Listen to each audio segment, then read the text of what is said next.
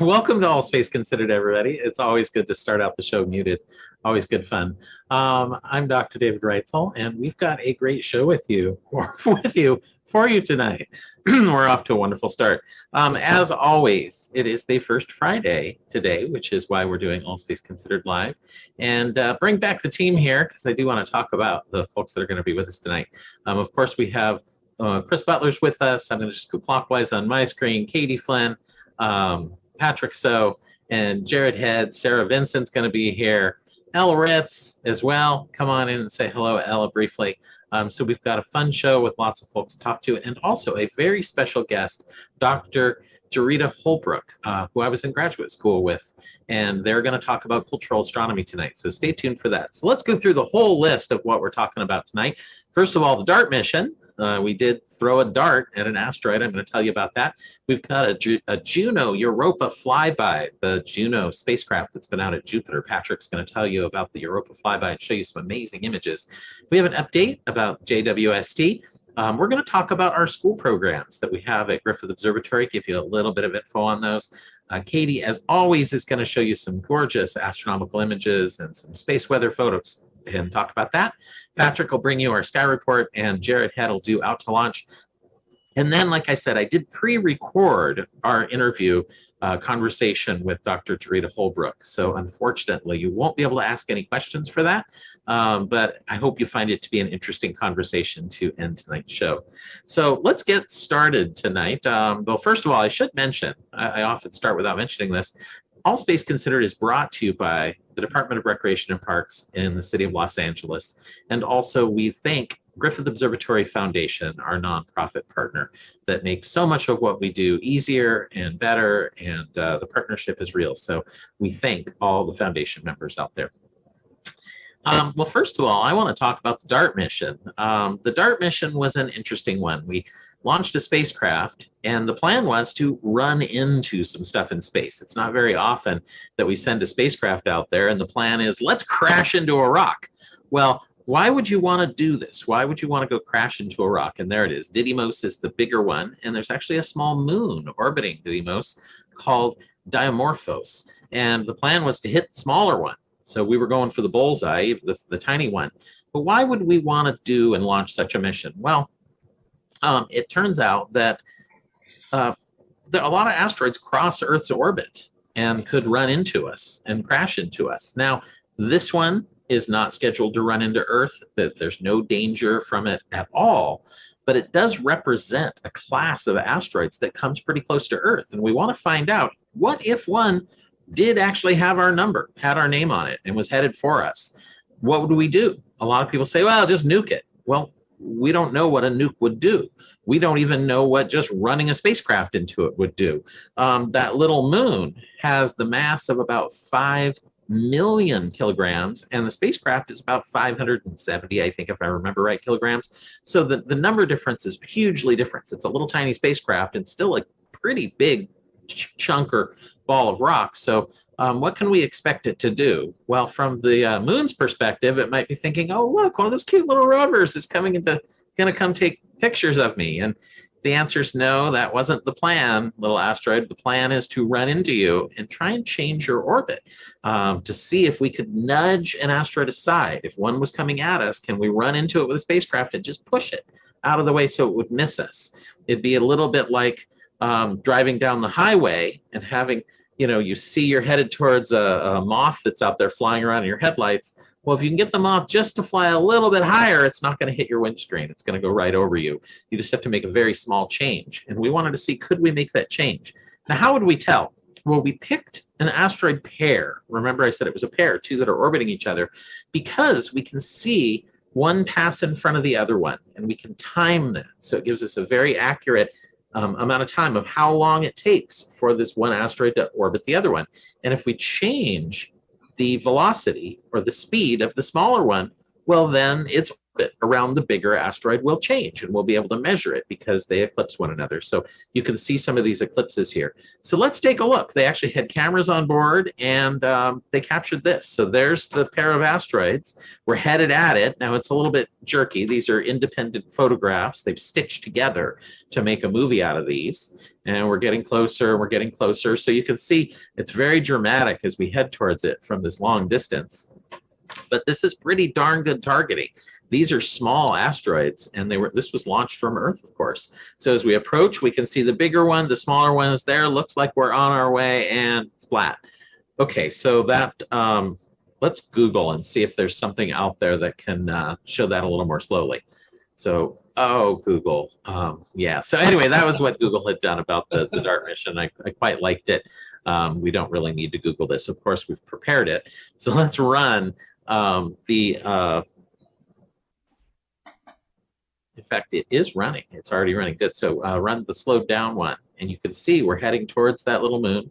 The larger moon off on the left-hand side, you start to see details in it. It indeed also looks kind of like a rubble pile, which is interesting, a big pile of rocks and dirt and dust. And as we get closer and closer to the small one, you'll even see on the end that's close to the big one, there's a rock sticking off the end there, glowing off the edge. So there must be a giant boulder there. And then we'll slow down the individual frames. Last frame there, and bam. The red is indicating there was no more data being received on the ground, that the spacecraft had died, it crashed into it. So we can take a look here. We've already seen that. So we can take a look here and see that this is the asteroid, what it looked like as the last frame where it filled the whole view. And I'll show you what I was talking about here. This stuff down here, that's sticking up into the sunlight. And the sunlight's coming from the upper right, kind of. Not completely directly. It's kind of behind us as well a little bit. So that must be an enormous cliff or a rock or something that's sticking up into the sunlight. So very interesting. I will never know what it looked like originally. Because it turns out that this little asteroid is forever changed. Here's the second to last photo taken. The last one was just that one little strip. And a human on this scale is about from the one end of the rock there down to the bottom there. That would be about 6 feet long. So these are some very big boulders. These are some really big chunks of rock down there, but there's also smaller ones down in there. You can see the scale, it gets quite powdery. Now, upon close inspection, this is what was left behind on the surface. I like the meme somebody made after hitting an asteroid at 14,000 miles per hour to see if it could be knocked off course. This is what the James Webb Telescope saw. Well, not quite. I will show you what the James Webb Telescope saw. This is what ground-based telescopes saw. So yeah, that is just a spot of light with a pair of asteroids, and this plume of material came blasting off the surface and could be detected easily with small telescopes. All you needed was a moderate-sized telescope and a dark sight and know where to look, and you could make a movie like this. So pretty incredible. They did send a CubeSat along with it. So there was a small satellite behind the mission trailing along. And this is the picture the CubeSat got. So it saw the bigger asteroid and then streamers of material coming off of the small moon. Turns out that that is expected when you do physics and you do tests with launching high-speed impactors into batches of sand and grains and things, that this, when particles interact, they will make streams like this. And it's eerily familiar of things like the lunar rays. If you've ever observed the craters on the moon, rays appear and long streaks of lighter colored material can be seen. And this is indicative of, even on a smaller scale, that that phenomena happens. So we're learning about it. Here are the Hubble Space Telescope and Webb telescope images. On the left is Hubble in the blue, and on the right is the Webb telescope. So both of them are looking at different wavelengths. Hubble, I think, is actually looking kind of in the blue, if I'm remembering that filter, and the Webb is looking at a longer wavelength there. It's in the infrared, of course. Now let's look at a couple of movies. They actually made little movies from the Hubble, so you can see these 3 frames they put together and how the structure of that material flying off of that little moon is changing. And then the Webb is even more interesting. JWST, you can see almost what looks like a gas flowing off. So the particles of dust that the infrared puts off. So very, very interesting. And this is crazy. This is, it actually formed a 10,000 mile long tail of dust and debris. This was actually taken, as you can see there, down by Christian Sass, I think is how you say that, and Blake Estes. Blake is a former employee of ours at Griffith Observatory, and we all care for him very much. He's down in down under at the moment, still working down there on much bigger telescopes, exciting things. But he took this with his own telescope, and they tracked it for a little while as well. So the stars are going by, and it gets you a better image of that little asteroid that, well, we aren't quite sure what happened to it, to be perfectly honest. We thought it might take a few days to get the period back to see if the orbit had changed, but maybe there's just so much dust and debris in the way that they don't have a good answer yet. Maybe we pulverized this thing so much it blew it apart completely. We don't know, but this is why we run these tests. Now, the Europeans, kind of in an exciting way, have decided to send a spacecraft there to go actually take a look. So they're going to launch this, and I think in 2024, and Hera is going to fly out to this asteroid pair, if it's still a pair, and take a look at the wreckage afterwards. So I think it's the insurance claims adjusters. Yeah, it very well could be wanting to know what happened to see if they need to pay the full amount or not on that policy. So in any case, this is important work. As much as we like to joke about things, if one of these were headed our way, this would be big enough it could, perhaps destroy a city. If an even bigger one hits, it could knock the climate even further off kilter than it is now and really create a bad day. We can't live without our environment being stable. We don't want to go the way of the dinosaurs, but we have a space program. So we're finally taking some steps to see, do we have what it takes to move an asteroid out of the way? So the DART mission took a big step in that direction. Quite exciting. So Patrick, we have another spacecraft that's flying around out there at Jupiter. And it did something exciting recently too. And you have some cool pictures as well. That's right. So let's go to okay, here we go. Well, this is the Juno spacecraft. This is NASA's mission to the planet Jupiter. And this spacecraft has been orbiting Jupiter since July 5th of 2016. So it has done a circuit of the planet Jupiter in an orbit that is very elongated, which is shown here. The orbit is roughly about 43 days to for Juno to go once around Jupiter, and at its farthest from Jupiter, it's roughly about 4 million miles. So that's the spacecraft's distance at its farthest point. But then it gets close to Jupiter on a flyby. And when it does that, we call this the perigove, that arrow showing the closest point of Juno's orbit from Jupiter's cloud tops. That's roughly about 2,600 miles from the cloud tops. That's just very, very close.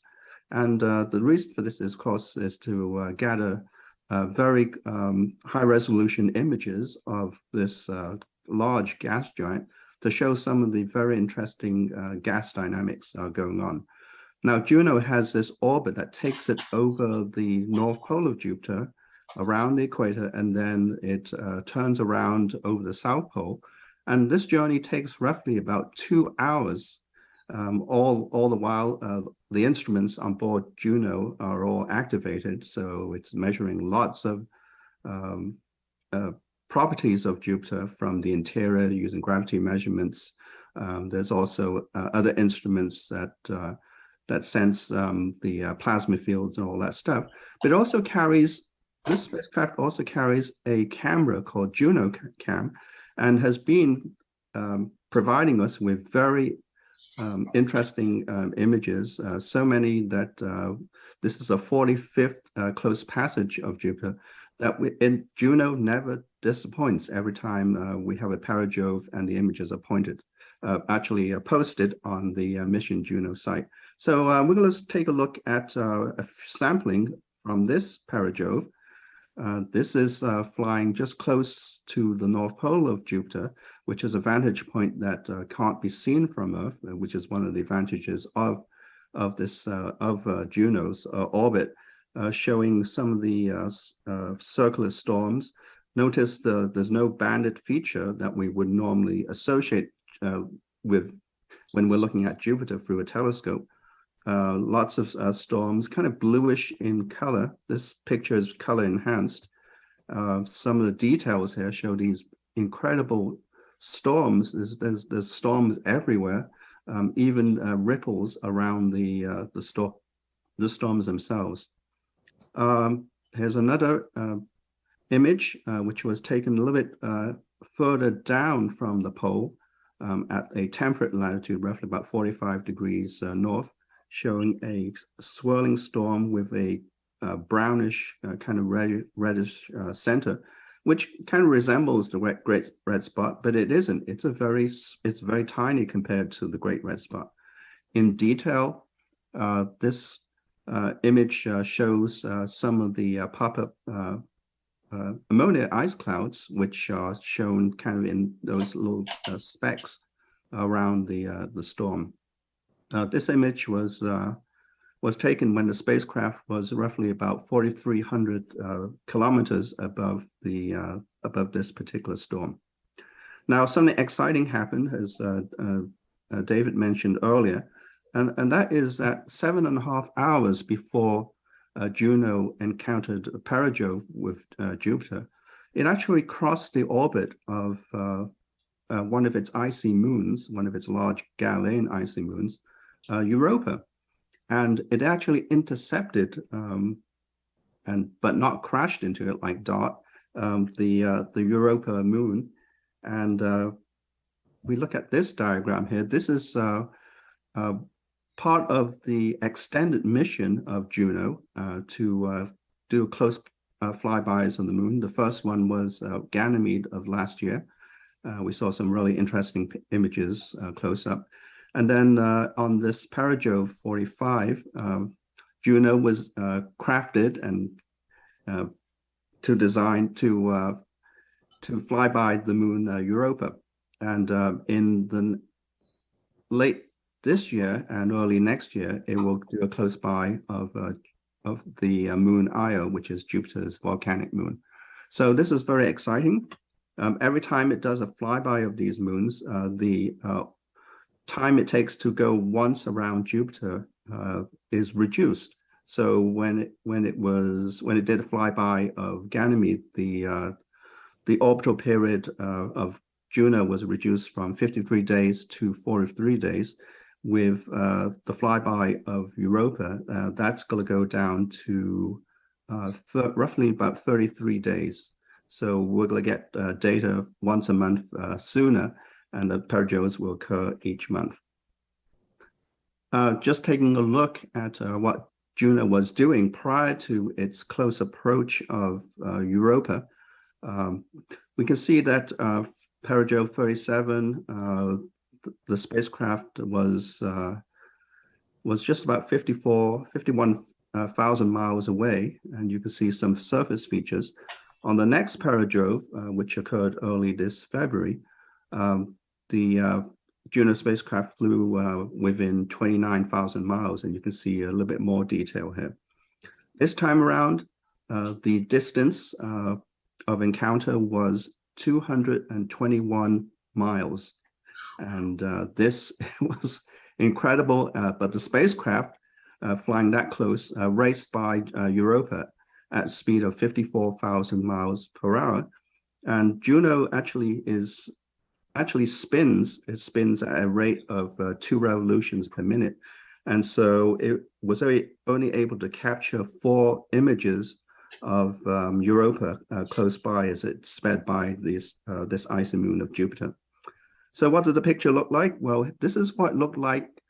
One of the pictures that was posted on the website, and you can see that this is a raw image, so it needs some image processing.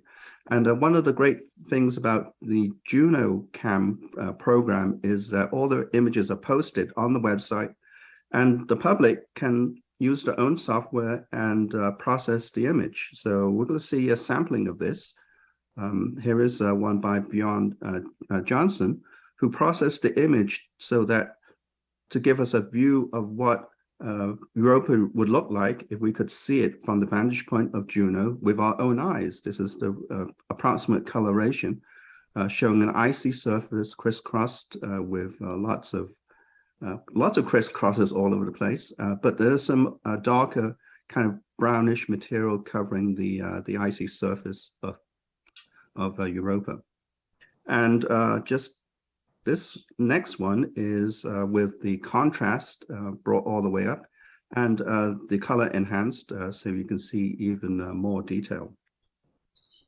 And here's another one, but this was taken a little bit further away from the first image, which was roughly about 945 miles from Europa. This was taken at a distance of 1,700 miles. And this is another image processed by another member of public. In this area here, you notice in that little square there, that rectangle, there are 2 craters. And if we could zoom in, we can see what they look like. They're shown there on the bottom left. So that's interesting. We haven't seen those features quite in detail before. Here's a closer look at this. So this picture was taken 945 miles away.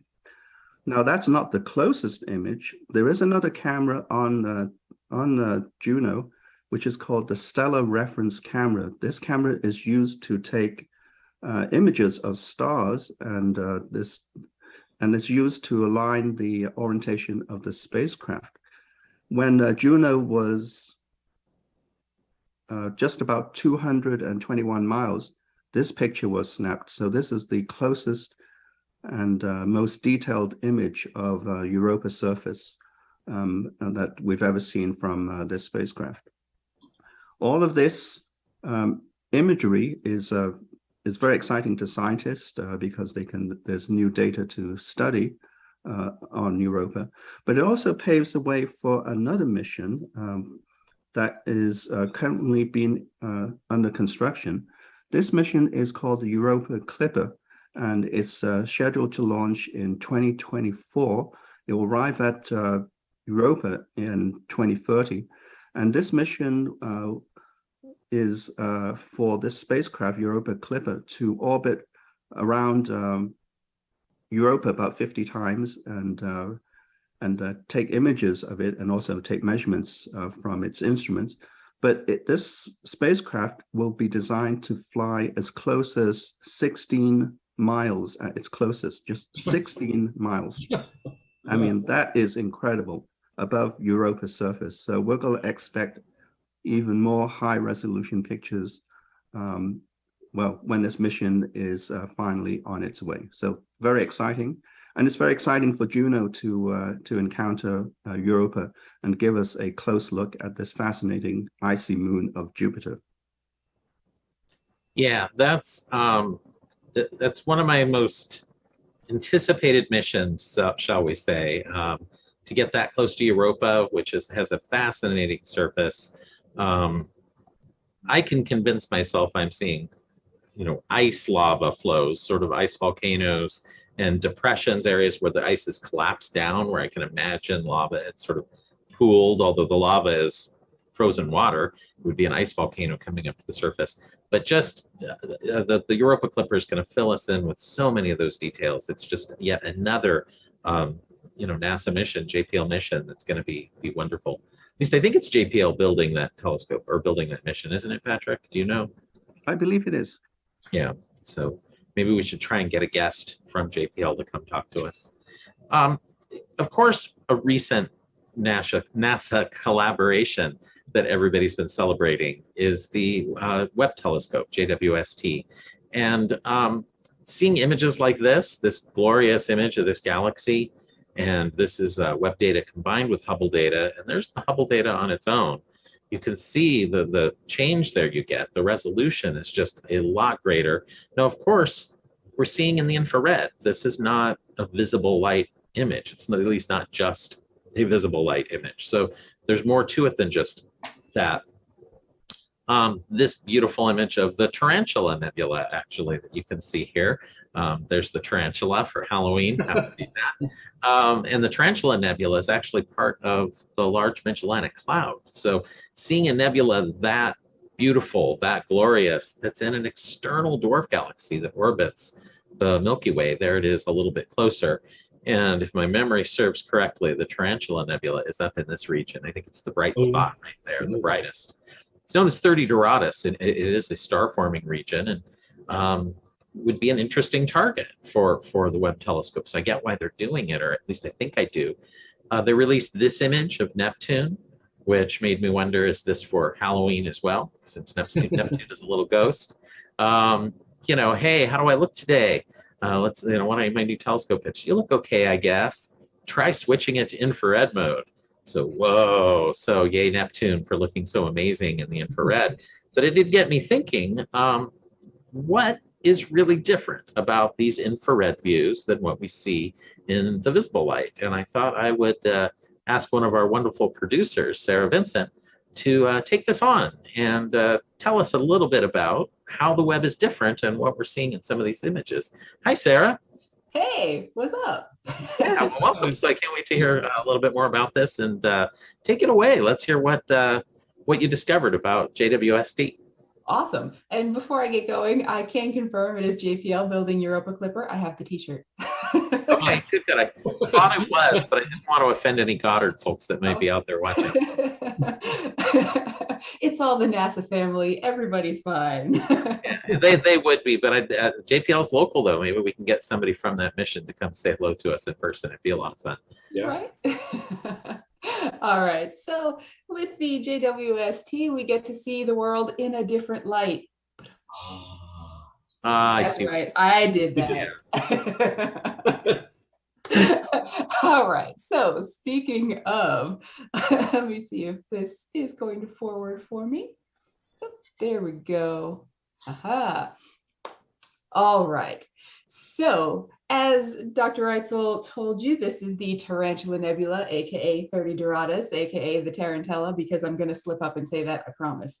So this image, as we're seeing it, is a near cam image. So it's the near infrared, which that means it's the wavelengths that are closest to the visible light, but just a little bit longer.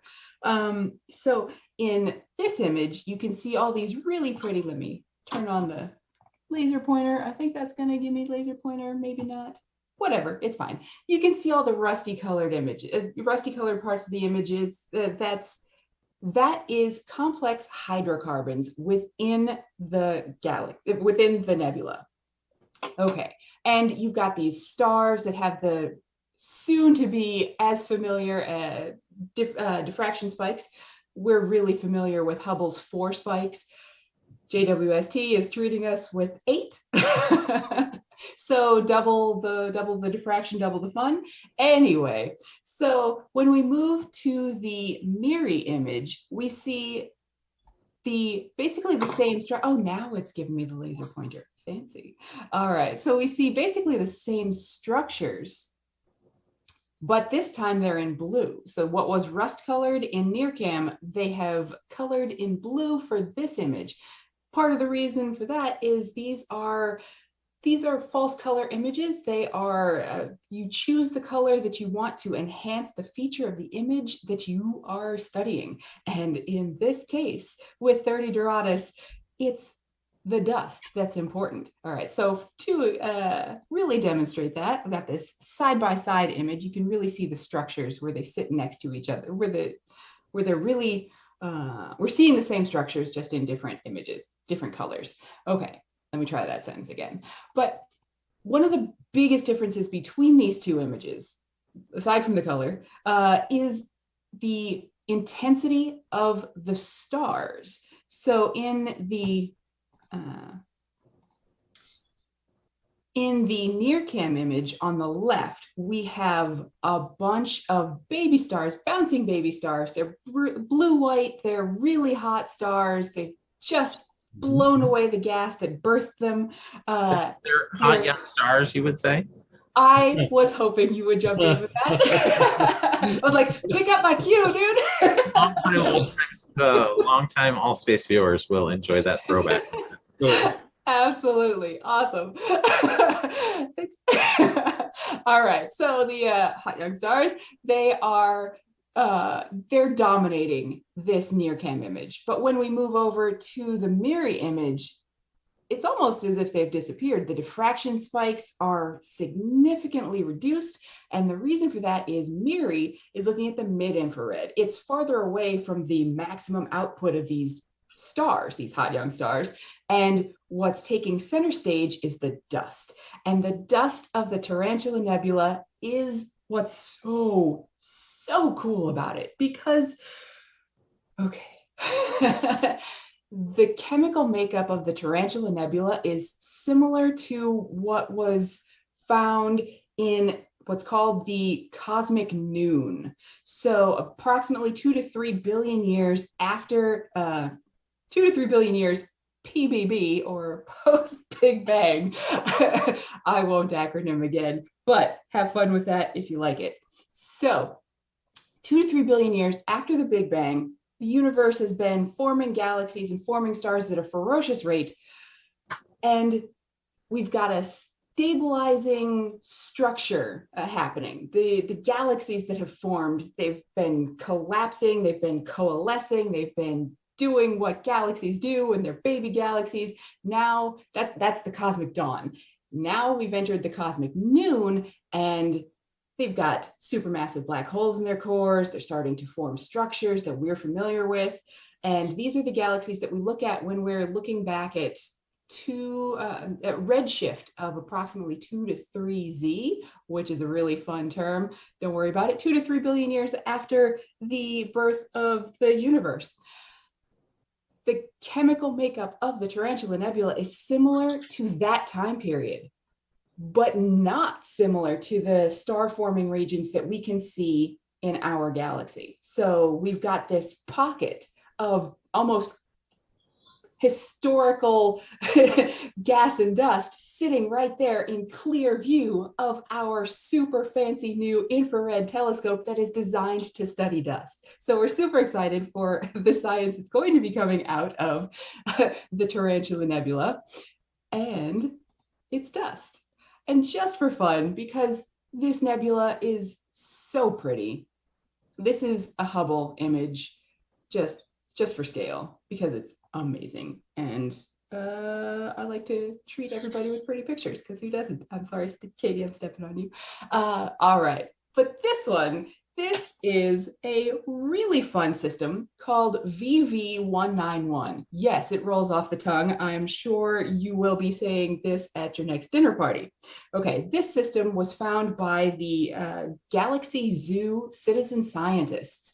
This set of galaxies, I should say, this system, it was identified because of what's happening right here. They realized, in using Hubble data, they realized that this spiral galaxy is sitting in front of a really bright elliptical galaxy. It's backlighting the dust. Oh. And that means when you have a super fancy space telescope designed to study space dust, you're going to look at VV191. Okay, so what's the point of looking at galactic space dust? Oh, I'm so glad you asked. With the backlight of the elliptical galaxy, you'll be able to look at the structure of the dust within the spiral galaxy, kind of like taking an X-ray of a human body. You can see where the bones are, you can see where the breaks are, you can see where the even the tissue is in some X-rays. You can see lungs and denser tissue by the different ways the X-rays are absorbed by the tissues and the bones. The same thing happens with galactic dust to the full spectrum of the galaxy behind it. So we look at the bits of dust that this spiral galaxy steals from the light of the elliptical galaxy behind it. And that'll give us more information about the structure of this ever so pretty galaxy, which then we will extrapolate back to our own Milky Way structure, helping us better understand our home. And just because the JWST is the gift that keeps on giving, while they were looking at this really pretty spiral galaxy sitting in front of an elliptical, they saw, oh, wait, is that? Yes, it's a lensed galaxy just sitting there in the data. The Hubble data had is too far into the visible. Hubble doesn't have enough infrared capability to see this lensed galaxy. The lensed galaxy is so redshifted that it was basically noise in the Hubble data. So when they started looking at this system of galaxies, for one thing, they found, oh, here's a present of more lensed galaxies. And lensed galaxies are important. Why? Because they tell us about potential dark matter structures within the galaxies that are doing the lensing. All right. So moving on, we bring it a little bit back, closer to home, as we like to do. And this is Neptune. As we saw earlier, this is a near cam image of our farthest planetary neighbor, the 8th planet. And it's the best picture that we have gotten of Neptune since Voyager 2 flew by. And if you don't believe me, here is one of Voyager 2's best images, modern processing, of course, of Neptune. Okay, so this image was from 1989 when Voyager 2 flew by. That is the only craft that has ever visited Neptune. We need to go back. I'm just throwing that out there. And that's just a gorgeous color of blue. It really is. So, oh my gosh. I actually kind of got a little bit mesmerized, and thanks for bailing me out. All right. Now, we do have another super powerful space telescope, Hubble. It is designed for doing different things. Neptune, this is the best image we've got of Neptune. Let me turn the laser pointer off. Hopefully that will go off. So this is the best image that Hubble can do of Neptune. This is an image from 2021, so very recent. And when you look at it, you can see the dark spot. You can kind of see that there might be bright streakiness in there. But one thing that's definitely missing is those rings. Oh my goodness, those rings. Voyager 2 discovered Neptune's rings in 1989 with that lone flyby. This is the first time we've seen them since. They are spectacular, and we know so very little about them. It's awesome that we're going to get to study them even more in more detail on a longer term basis than the Voyager 2 flyby. We had just a few moments in the presence of Neptune, and then Voyager 2 was on its way out of the solar system. Now with JWST and our ability to study the ring system in one full image, we're going to get more data. And oh, by the way, we can see moons within this ring system. This is incredible. And I was looking at this image and I was like, why? Why, oh, why? What is happening at the top of this image? Why are there diffraction spikes sticking in? And also, like, if you've got got time to plan your shot. Why would you capture the edge of a star? Yeah, I was wondering that too. Right? We back it up here and look, what's the big blue star that was in the image there? It's this bright thing. That's what I thought at first. And then of course, folks, it's oh my gosh. it's Triton. It's Triton. That's not a star, it's a moon. It's a moon, exactly. That's no moon. Anyway, that is a moon. It is a moon. Now, my question to you, Sarah, is why is Neptune so darn faint? It's ghostly faint. And why is Triton boomingly bright like that? What the heck's going on there? Why is Triton screaming at us in infrared? Yeah, exactly. I'm so glad you asked. Triton is ever so shiny, and Neptune is made of methane, which is really absorbent in the infrared, and JWST is an infrared telescope, and therefore it sucks up all of the information that JWST was trying to get. So Neptune, Triton, they don't emit. They are not light sources. They are reflecting sunlight back at us. Triton reflects 70% of the sunlight that hits it. Neptune is fairly reflective in the visible. You saw those blue pictures. It's so pretty. But it absorbs red and infrared so very well because of that methane. Methane is a greenhouse gas. It is 25 times more absorbent of infrared than carbon dioxide. It's just Well, are those clouds that we're seeing there at the bottom of the image that are the bright spots? They are white clouds. Okay. They are also clouds of methane, which might make you wonder why if methane absorbs infrared, what's it doing bouncing it back? They're ice.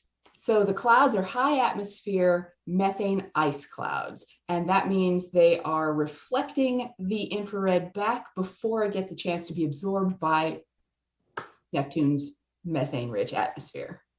Okay, So well, fantastic. What was that? Oh, I just said it's fantastic to see, and right? It's nice to get a new portrait of a solar system family member, so to speak, and it's appropriately ghostly for this Halloween season. So now, how many different filters were used in this? I see them listed down below.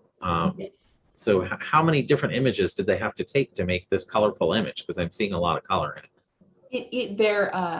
They used the four filters that are listed below. There are more filters that are available. If you would like to process these images yourself, you can play with them. The data is online. But these four that you can see down at the bottom, let me see if the laser pointer will activate on cue.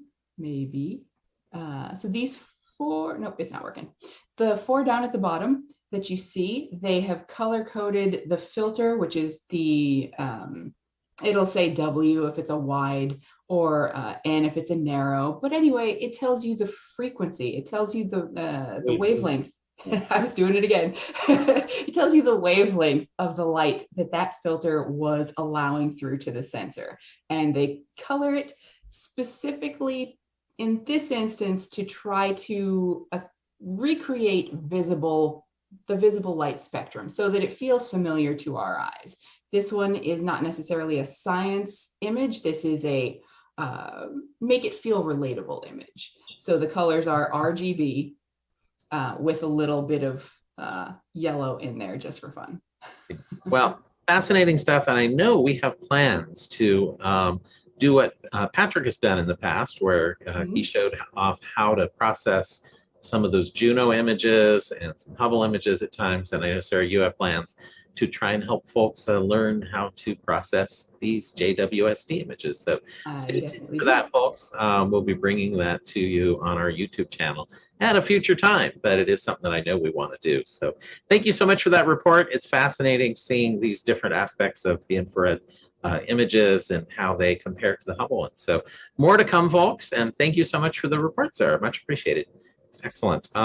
So now I want to take the time to tell you a little bit about the return of our fifth grade school programs. Griffith Observatory has a long history of having fifth graders come visit, well, school children come visit the observatory. Ever since the opening in 1935, we've had programs that bring kids up. I think it's been pretty much every year. There may have been some years we took some short breaks due to wars and things like that. But I do know that ever since I've been here 14 years ago, I started at Griffith Observatory, and ever since the reopening, which is about 16 years ago now, I think, the fifth grade in-person school program has been running. It's been running on site at Griffith Observatory. We bring fifth graders up about 25,000 a year, and we are hoping to return that program very soon. It's coming in the fall. We're putting the final changes into the registration process and making our final plans. I've begun training the museum guides on the material again, so we're excited about that. But even sooner, our online school program is returning. So stay tuned for the in-person program. It's returning sometime this fall, but a little over a week and a half from now, so that's, a week from Tuesday, we are launching our fifth grade online school program again, and we're gonna open registrations up next week. So I wanted to take a little bit of time to show you some of what that online program is like. You can see here some school kids looking at a device and seeing our beautiful Zeiss telescope in the background. It's seeing one of our telescope demonstrators talking about that. So they hear about our telescopes. They get to see a comet made. Here's one of our wonderful museum guides, Isa, making looks like a giant comet actually. It's a kitchen comet. And here's our very own Jared Head, who's here tonight, of course, to talk about Out to Launch. He also participates in this program and makes comments for the kids. And you can see their responses up above and how much fun they think this is while they're learning. Little do they know. This is all made possible by technology that was put together by our team. Matthew up in the booth, Brendan up in the booth up there. They both have been instrumental in getting our streaming gear, our streaming carts like this built and ready to use. So thank you, everybody that's done that. But in addition, we have a lot of folks in this call, folks that work on All Space Considered, a lot of museum guides that just work up at Griffith Observatory that all contributed to this wonderful online program. And tonight, I wanted to take a little bit of time to talk to a couple of them. Chris, I know that you've been responsible for a lot of the artwork and animations that have gone into this, and you wanted to show off a few of the things you think are particularly cool. Yeah, I'll show a couple of those. I really have been knee deep in the online school program, and it's proven to be a real joy for me. We're not just duplicating what we do in the in-person program. We meet the same educational standards, you understand. But because it's virtual, we can do things like art and animation in a way we couldn't before. Let me give you one example here. If you have visited the observatory, you know that our front lawn, the sidewalks there, have brass lines marking out the orbits of the planets. Now, the observatory you see here, by the way, is a virtual model of the observatory. It's not the real observatory, but I'm able to actually build the model to include the solar system lines that are on our front sidewalks. This is something that the school children would see the brass lines, but if you were visiting in person, but now we can do a lot more than that to help teach different concepts. So I was actually able to bring to life the solar system model. They're just brass lines in real life, but here I can have those lines rise up out of the pavement. I can invoke little magical planets. The sun can be blazing away there in the center of the solar system, and here you see the inner 4 planets of our solar system. And we were teaching, of course, about how close you have to be to the sun to keep warm. That gives the ability for life on the Earth. But we could take it farther than that, and we did, and it was a complete ball for me. Here's that same model on the lawn from the observatory, but now we've taken away our sun, our yellow sun, and put a white sun there, one of the brighter stars. Because of that, you see the green zone around the edge? That's the habitable zone, the distance you have to be from that star to have a world like the Earth. The planet you see there with the orbit is in Earth's orbit, an imaginary planet around that kind of star. And now the same planet, same orbit, it's too hot. There were lots of examples like that, where through the animation, we could take something that really does exist at the observatory, but use it in a different way to teach our concepts. Now, I will say, because one of our modules was about exoplanets, I was able to go crazy, and I had a lot of fun envisioning what different types of exoplanets might be like. We had a section where I was able to actually just kind of go hog wild and describe not known exoplanets, but all the kinds that might exist based on what we know, grounded in science, but using imagination. This obviously is a water world around a double star, maybe a little Star Wars from my ancient history leaking into that. And here's one more for you, which does a couple things. First of all, this is a scene none of the kids have seen yet, because we're still producing new material here. This is from Module 5 that we're working on, that teaches a new set of lessons, so new environments, new animations. This is a planet that is not old and stable and safe like ours. It's a young volcanic world with a turbulent, lightning-riddled atmosphere, and it's just getting its first oceans of water. And you may be wondering where this is. This is a particular place. It's a place I've wanted to illustrate in this, the school program for a long time. And we're going to be visiting this planet a lot. And I wonder if you folks at home can guess which planet this is. This young, turbulent, unstable planet. That's the Earth. Oh. Because Module 5 takes us to all of the different Earths that we've had in the past. Yes, time of the dinosaurs, Pangea, Snowball Earth, all of it. And we get to explore it and share it with the kids. That's what I'm enjoying about this amazing school program. Yeah, that's going to be a fun module to bring to the kids. And we're hoping to launch that one in 2023, but this school year. So hopefully by March or April, come this springtime, kids can come hear about the history of the Earth. And not just the good times, also some of the bad times. Earth is habitable for us, but is it going to remain habitable? Earth has this habit of going through these phases where it suddenly has this, I'm going to turn into a snowball and kill off all the life. And sometimes the life makes a bad decision and says, well, I'm going to produce a whole bunch of oxygen and kill off a bunch of the life. So life has changed the Earth before that then had caused a mass extinction. And Earth has changed itself, kind of. The climate change due to orbital changes or an impact in the case of the dinosaurs. So question is Earth going to stay habitable with us doing what we're doing as humans?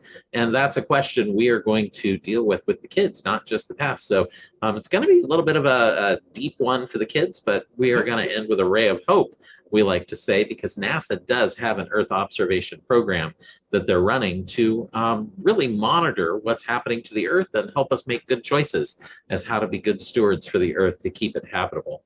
Now, another person that's worked very hard on this school program is our very own Ella Ritz. And join us. There you are, Ella. Hooray. Ella has been my co-content creator for this entire program.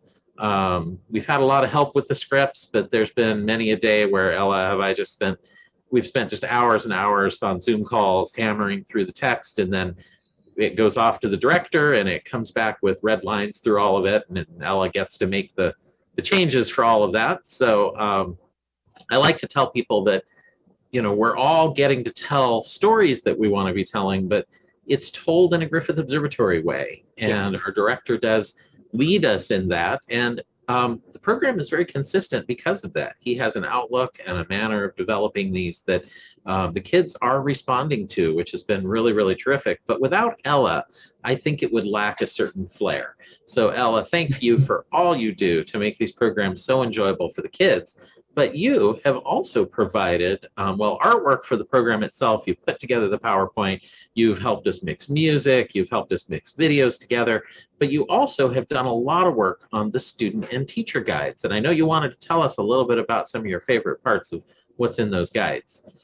Yes, I do. And thank you for that introduction, Dr. Reitzel. So for all 4 online school program modules, I coordinated and designed extensive guides for teachers and students with the vital and valuable help from my coworkers, some of which are behind the scenes in this call right now. The guides contain glossaries, lesson plans, worksheets, coloring pages, word games, and all kinds of creative and astronomical activities for the observer and everyone. So although they were aligned to current 5th grade science standards, I still feel like there's a broad spectrum of resources that can be meaningful for all ages. So here you see in this picture, this activity pictured from Module 1, students go outside every 3 or 4 nights and they observe, record, and draw the moon's phase. This activity is my favorite from the Module 1 guides because students are empowered through observation to think about Earth's relationship with the sun and moon. The second page of this worksheet asks, how long does it take the moon to return to its same shape? So we want them to discover that recording astronomical phenomena or any phenomena can help you discover patterns. And that's part of the school standards. Museum guide Eric Gabaldon had the idea for this activity, and one of Allspace's segment producers, Bill Gruneberg, designed the first draft. So thank you, Bill. So next page, for Module 2, we have some resources for observing comets and predicting their return.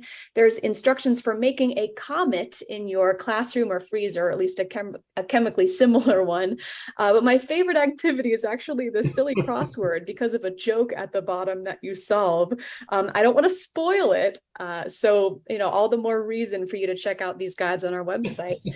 On to the Module 3 guide. Oh, come on, spoil it for our audience. No, okay, fine.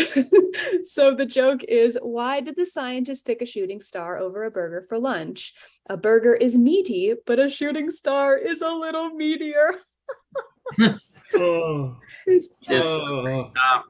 right. So clever. It's the worst and the best all at once. Yes.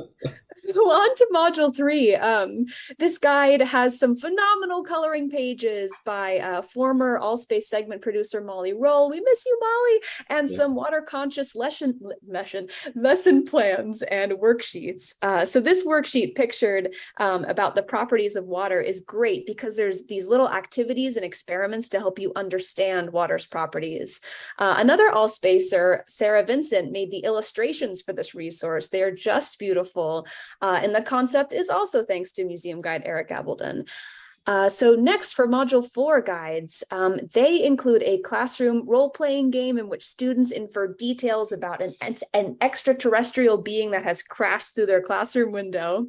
There's another worksheet where you can create your own exoplanet and extraterrestrial being. Allspacer Brendan Fay, who is helping to switch the program in the tech booth tonight, made 2 incredible exoplanet travel posters for coloring. And this activity that I have pictured has you follow some instructions and do a craft to find out the constellation behind the sun on your birthday, including constellation Ophiuchus. So not the worst constellation prize, if you ask me. Yep. Oh, just terrible. But well, thank you, Ella, for telling us all about these. Now, where can folks see some of this stuff? Is there a way that any of our audience can take a look at all this work you've done, all these activities, and if you have kids at home and you want to entertain them with some fun stuff, can they get a hold of any of this? Oh, certainly. These guides are available to everyone. They are accessible on our website. A quick way to visit would be to go to obs.la/school. That's obs.la/school, and scroll down and click 5th grade online school program. And there you will see listed all of the guides for downloading. That's great. Yeah, so well, thank you so much for all the wonderful work you've done to make these programs possible. And we're looking forward to launching this.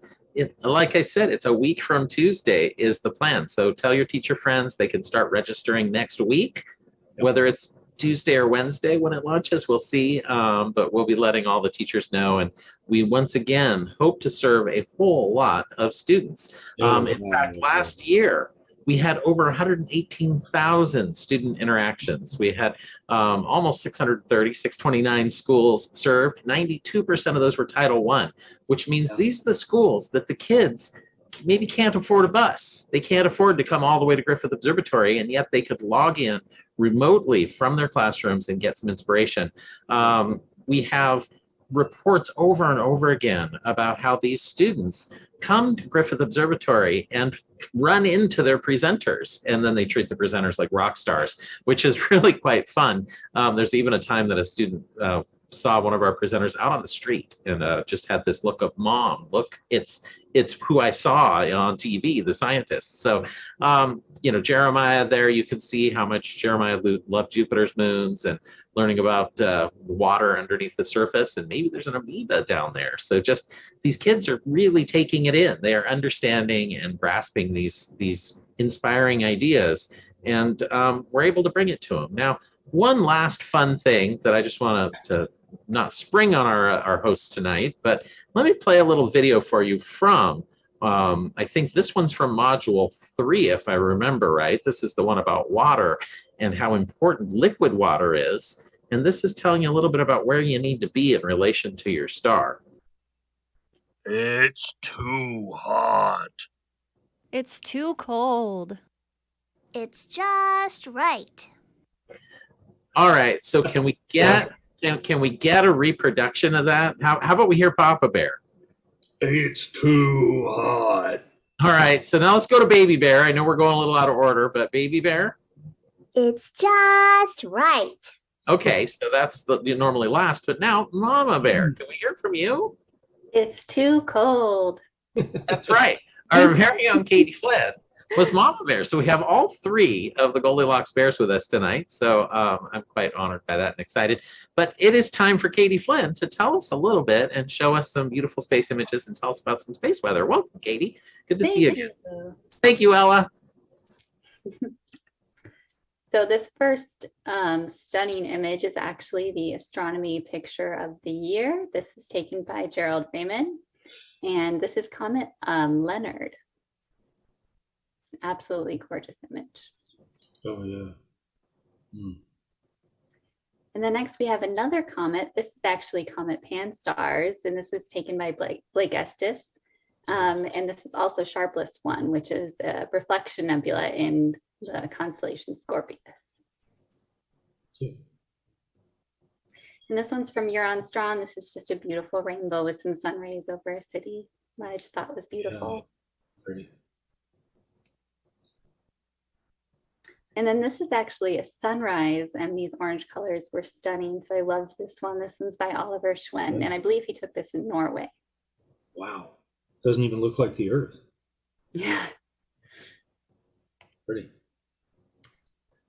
And then, of course, we have a sunset from Griffith Observatory. This is actually the first sunset of fall on September 22nd, taken by David Pinsky, who takes wonderful images for us.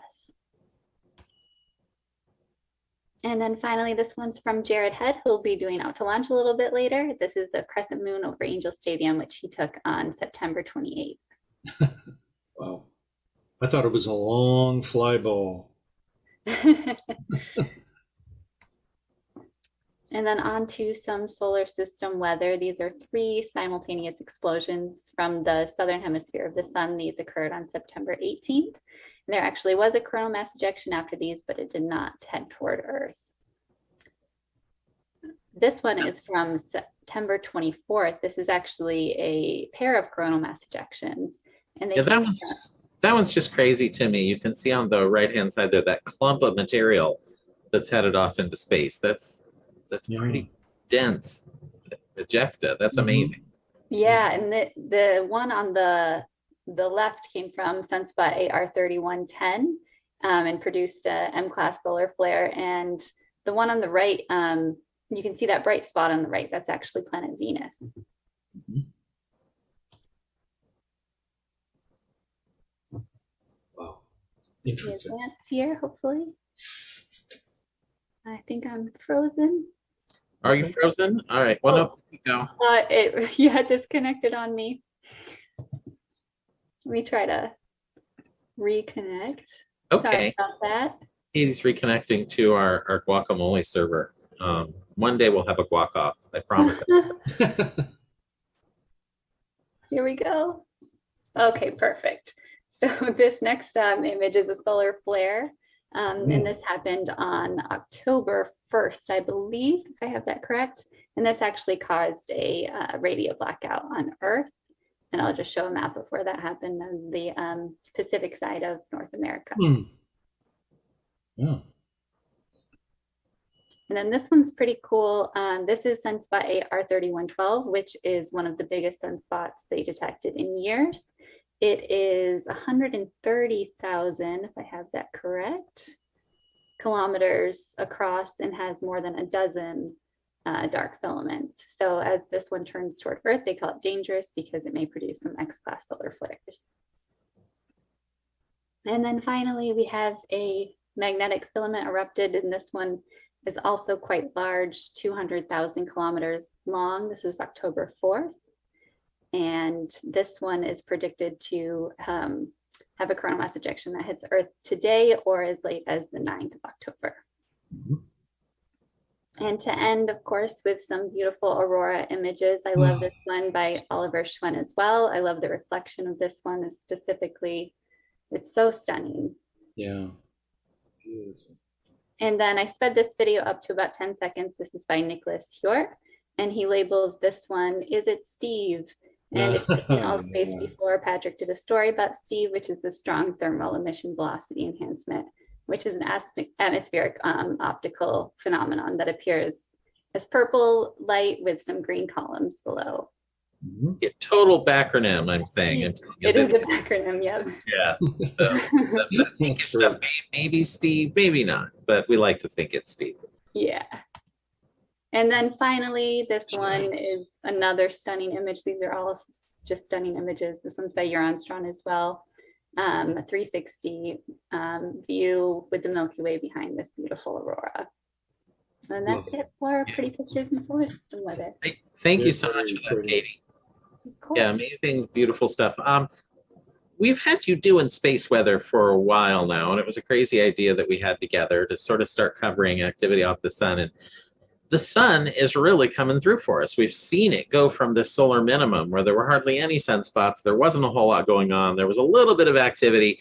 And now it just seems like month after month, you're showing us more sunspots. They're getting bigger. The ejections are getting bigger. So it's exciting heading into solar maximum. So, you know, keep coming back for space weather with Katie and things with the sun. Just keep getting more exciting. Now, also pretty exciting is stuff up in the sky. And it's time to turn to Patrick and find out, what do we have to look at this month up in the sky? All right, so let's turn to our autumn sky. And this image I took just last month shows the stars of our autumn. It may not look quite spectacular, but we'll talk a little bit about this later on. There are, if you go out in the evening and stay up most of the night, there are actually, you can see 3 planets. The first one is the planet Saturn. It's not as bright compared to the moon, which was where it was on the 5th. The moon was just about 5 degrees away from Saturn.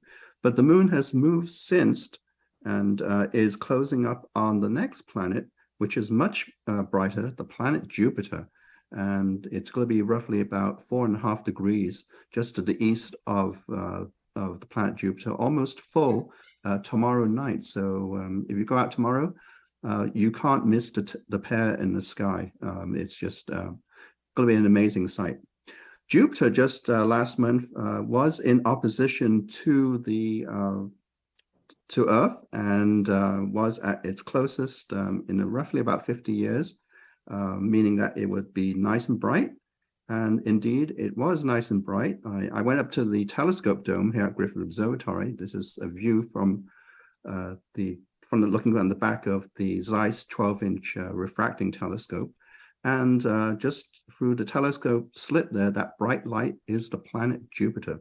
It offers a beautiful sight. So if you are visiting the observatory, come and take a look and see Jupiter at its best. This is also a bonus for amateur astronomers all over the world. Both planets are easily accessible throughout the night. And so it's a great opportunity for planetary imaging, these incredible images that you see here, Jupiter in detail with its great red spot, and Saturn with its rings and those and its banded features is just incredible through telescopes roughly about 14 inches, 12 to 14 inches in diameter for the mirrors that capture these wonderful images. Now, there is another planet, but you have to stay a little bit later in the night. That comes up just before midnight, and that's the planet Mars. If you look over to the east, northeast, roughly about on the 14th, you can see the moon, which is just in its almost last quarter phase, and the planet Mars right next to it. Both are separated roughly about 3 degrees, and they rise together. So this is a wonderful sight, not to be missed. So make sure you go out to see that. We'll just go in and zoom in a little bit here, and you can see that Mars and the moon are in the constellation Taurus de Bull. Its bright star is called Aldebaran. It marks the angry eye of Taurus de Bull. And you notice that the stars form a V-shaped pattern. Those stars are called the Hyades. It's actually a star cluster, but it forms a V-shaped pattern forming the head of the bull, which Aldebaran is one of the eyes of the bull. Mars is actually getting brighter, and you will notice this as the month goes by. And because it's getting brighter, it also means it's getting closer to us because the Earth is actually catching up to Mars on our inside track orbit. And this is also a great opportunity for astrophotographers to actually capture more surface features than ever before. As Mars gets close, we can get more detail. And what is really happening here? Well, here's the orbit of Mars and Earth. I'm showing for each month the distances between us and Mars, and you can see that every month the distance is decreasing. That white line shows you the distance in astronomical units, which is roughly about 93 million miles. And so by the time we get to November, it's even closer still, and Mars is brightening significantly. Mars is closest to us on December 1st, the beginning of December. So that is a time when it's going to be very bright in the sky, unmistakably bright, bright as Jupiter as you see it, but it's the reddish planet that you see, and it's easily seen in the evening sky. And then a few days later, Mars goes into opposition, but it's moved a bit further away from us.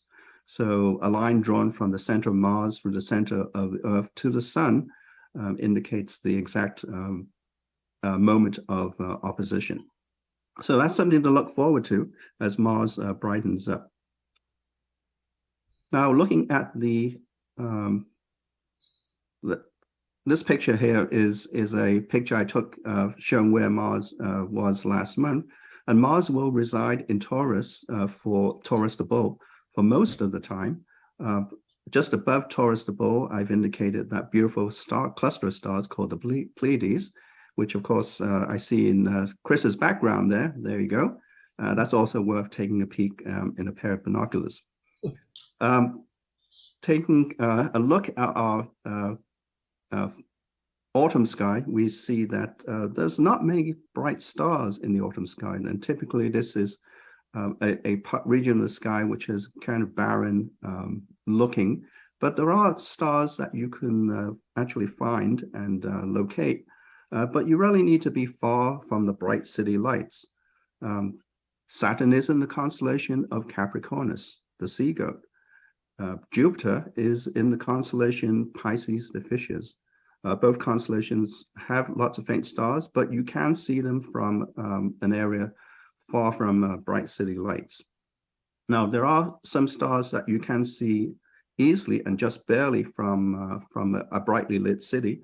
And above Jupiter and Pisces are 4 stars that form the square of Pegasus, or sometimes known as the Great Square of Pegasus. Pegasus meaning the flying horse. Now, 4 stars make it look like a horse, I think, but it doesn't quite look like a horse. But anyway, it is a mainstay of the autumn sky.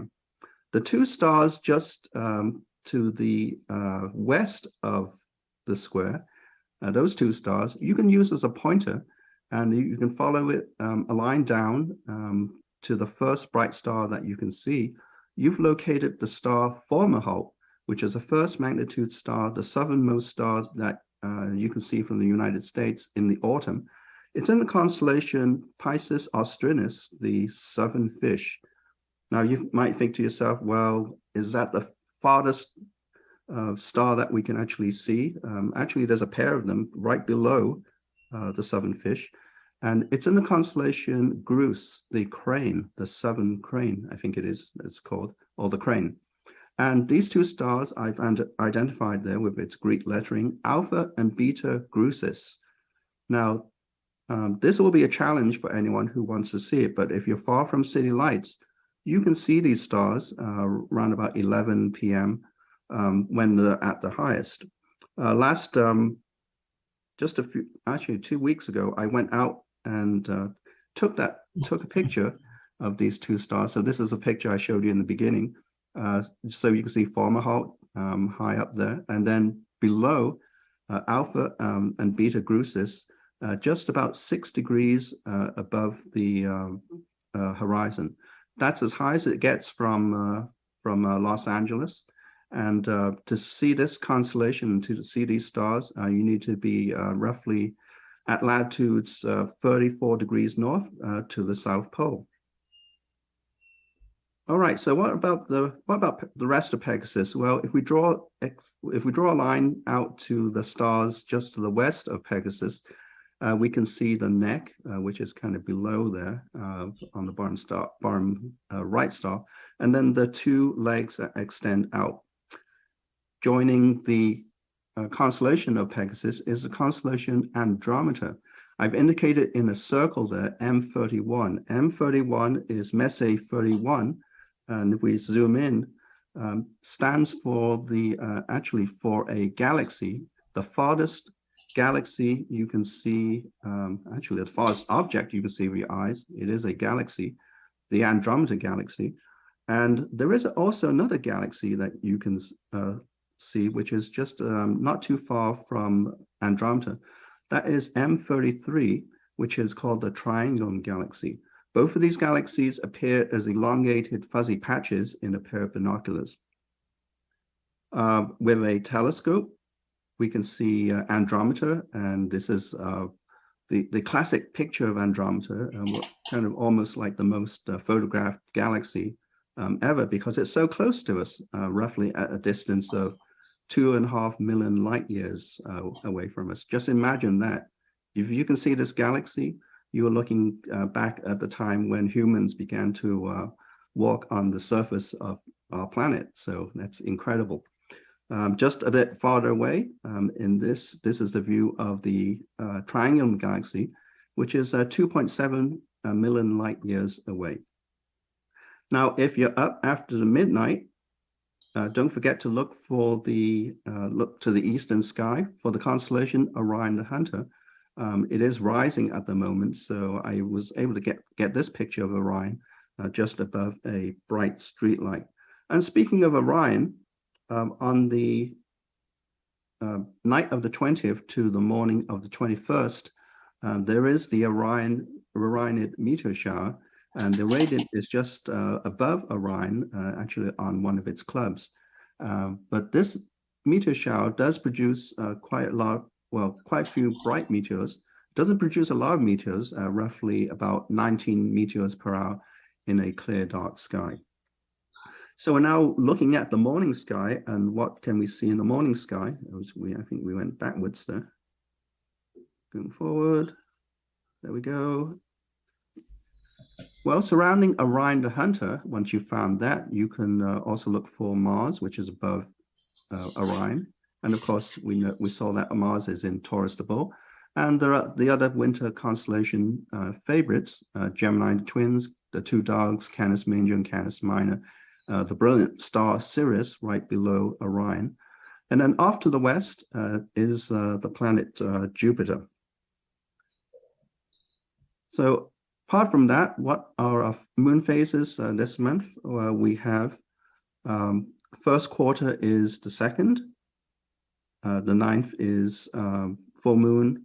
Last quarter is the 17th, and new moon is on the 25th. But we have a bonus. It's first quarter again on the 31st, on the night of Halloween. So that's it for our sky report this month. So go ahead and take a look at those brilliant planets. They're all in the night sky and not in the early morning sky as they've been in the last few months.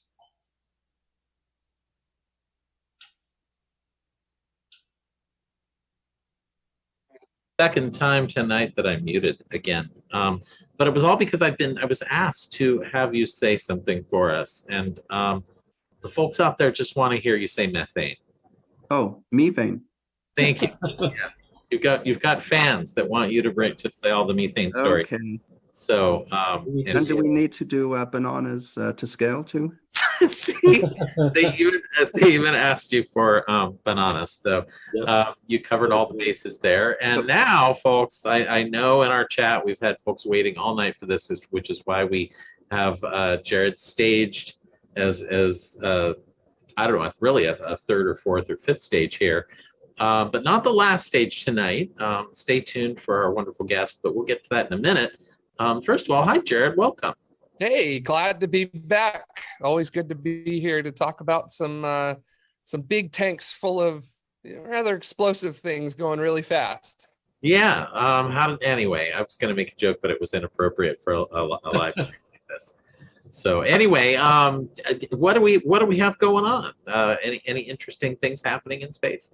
Oh, yes. I got to say, September was a very, very interesting month with all of the launches that we got. We could go over them real quick if you'd like to. All right, just this once. Okay. All right. Sounds good. So I want to start off in Kourou out in French Guiana, where we've got a Ariane 5 from Arianespace launching, carrying Eutelsat Connect.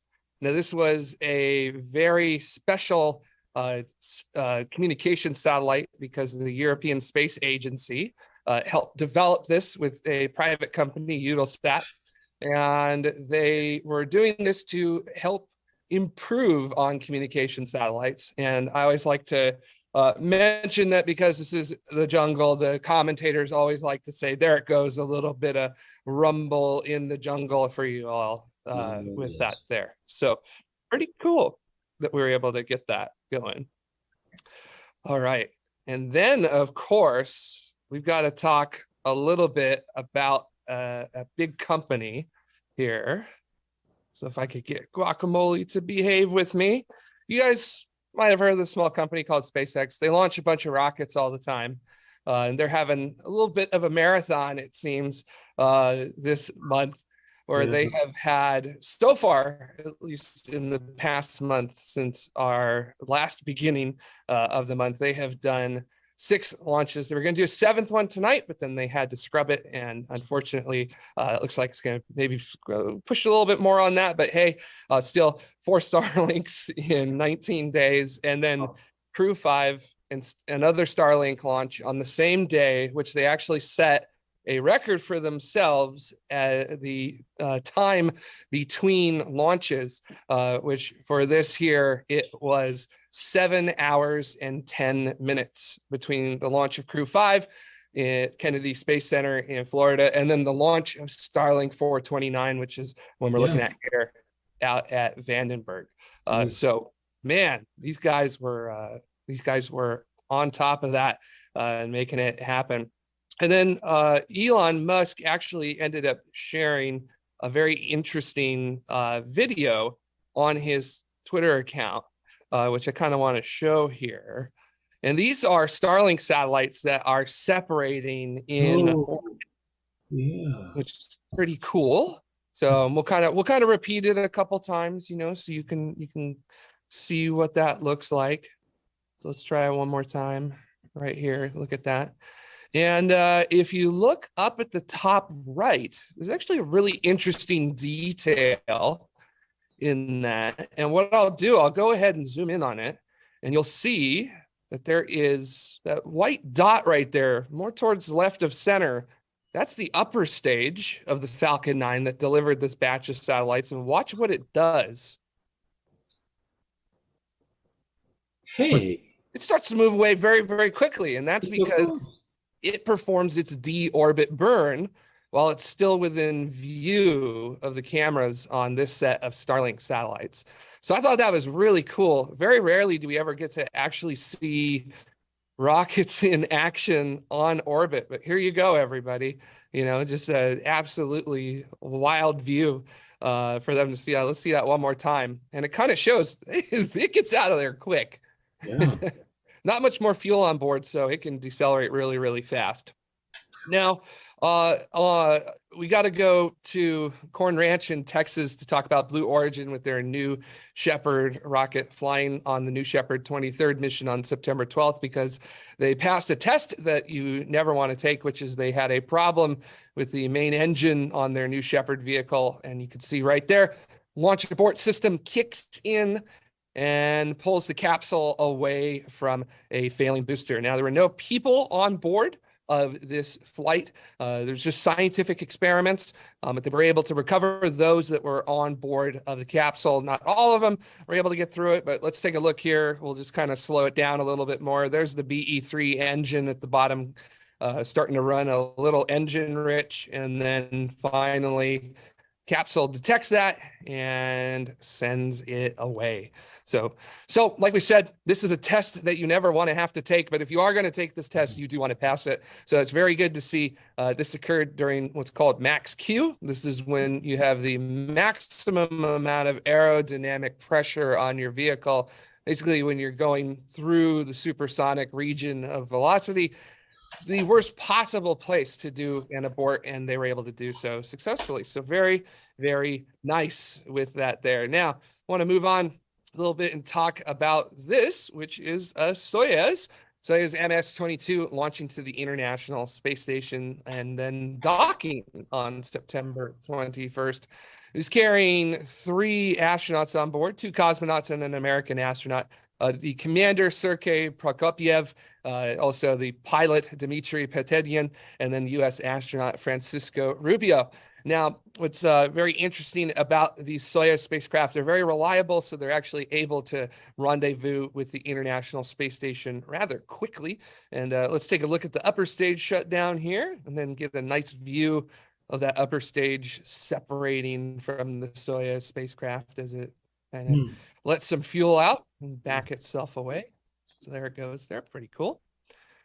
And because the Soyuz are very reliable, it only takes them about 2 orbits or about 3 hours to get to the International Space Station. You know, several years ago, it would take about 2 to 3 days, but they've been able to improve the software and other things that actually allow the Soyuz to arrive in time. So fantastic to see that they had a successful docking and got those astronauts there. And then we finally say goodbye to an old friend of ours here on the West Coast with the launch of NROL 91 on September 24th from Vandenberg Space Force Base. This was the last flight of a Delta IV Heavy and the last of the Delta series rockets to fly here from the West Coast. This is a classified payload. It is likely a spy satellite, a new version of the electro-optical spy satellites that we use. Essentially, it is a Hubble that does not look outwards, but it looks back down at the Earth. And as you can see, beautiful flight going on here. And as far as we know, from what we've been told, it was a flawless ascent. So they were able to deliver that spy satellite exactly where it needed to go.